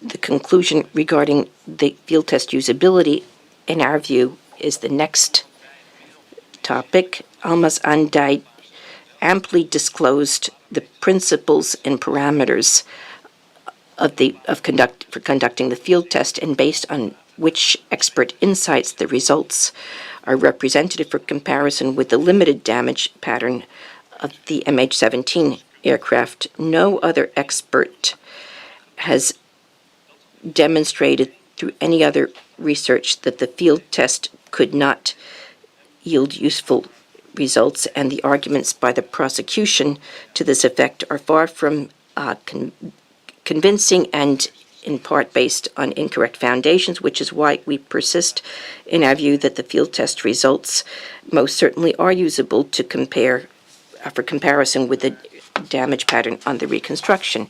Next, the actual damage pattern. I mean the actual damage pattern as determined by Almas, because that's what the prosecution mentioned in reply.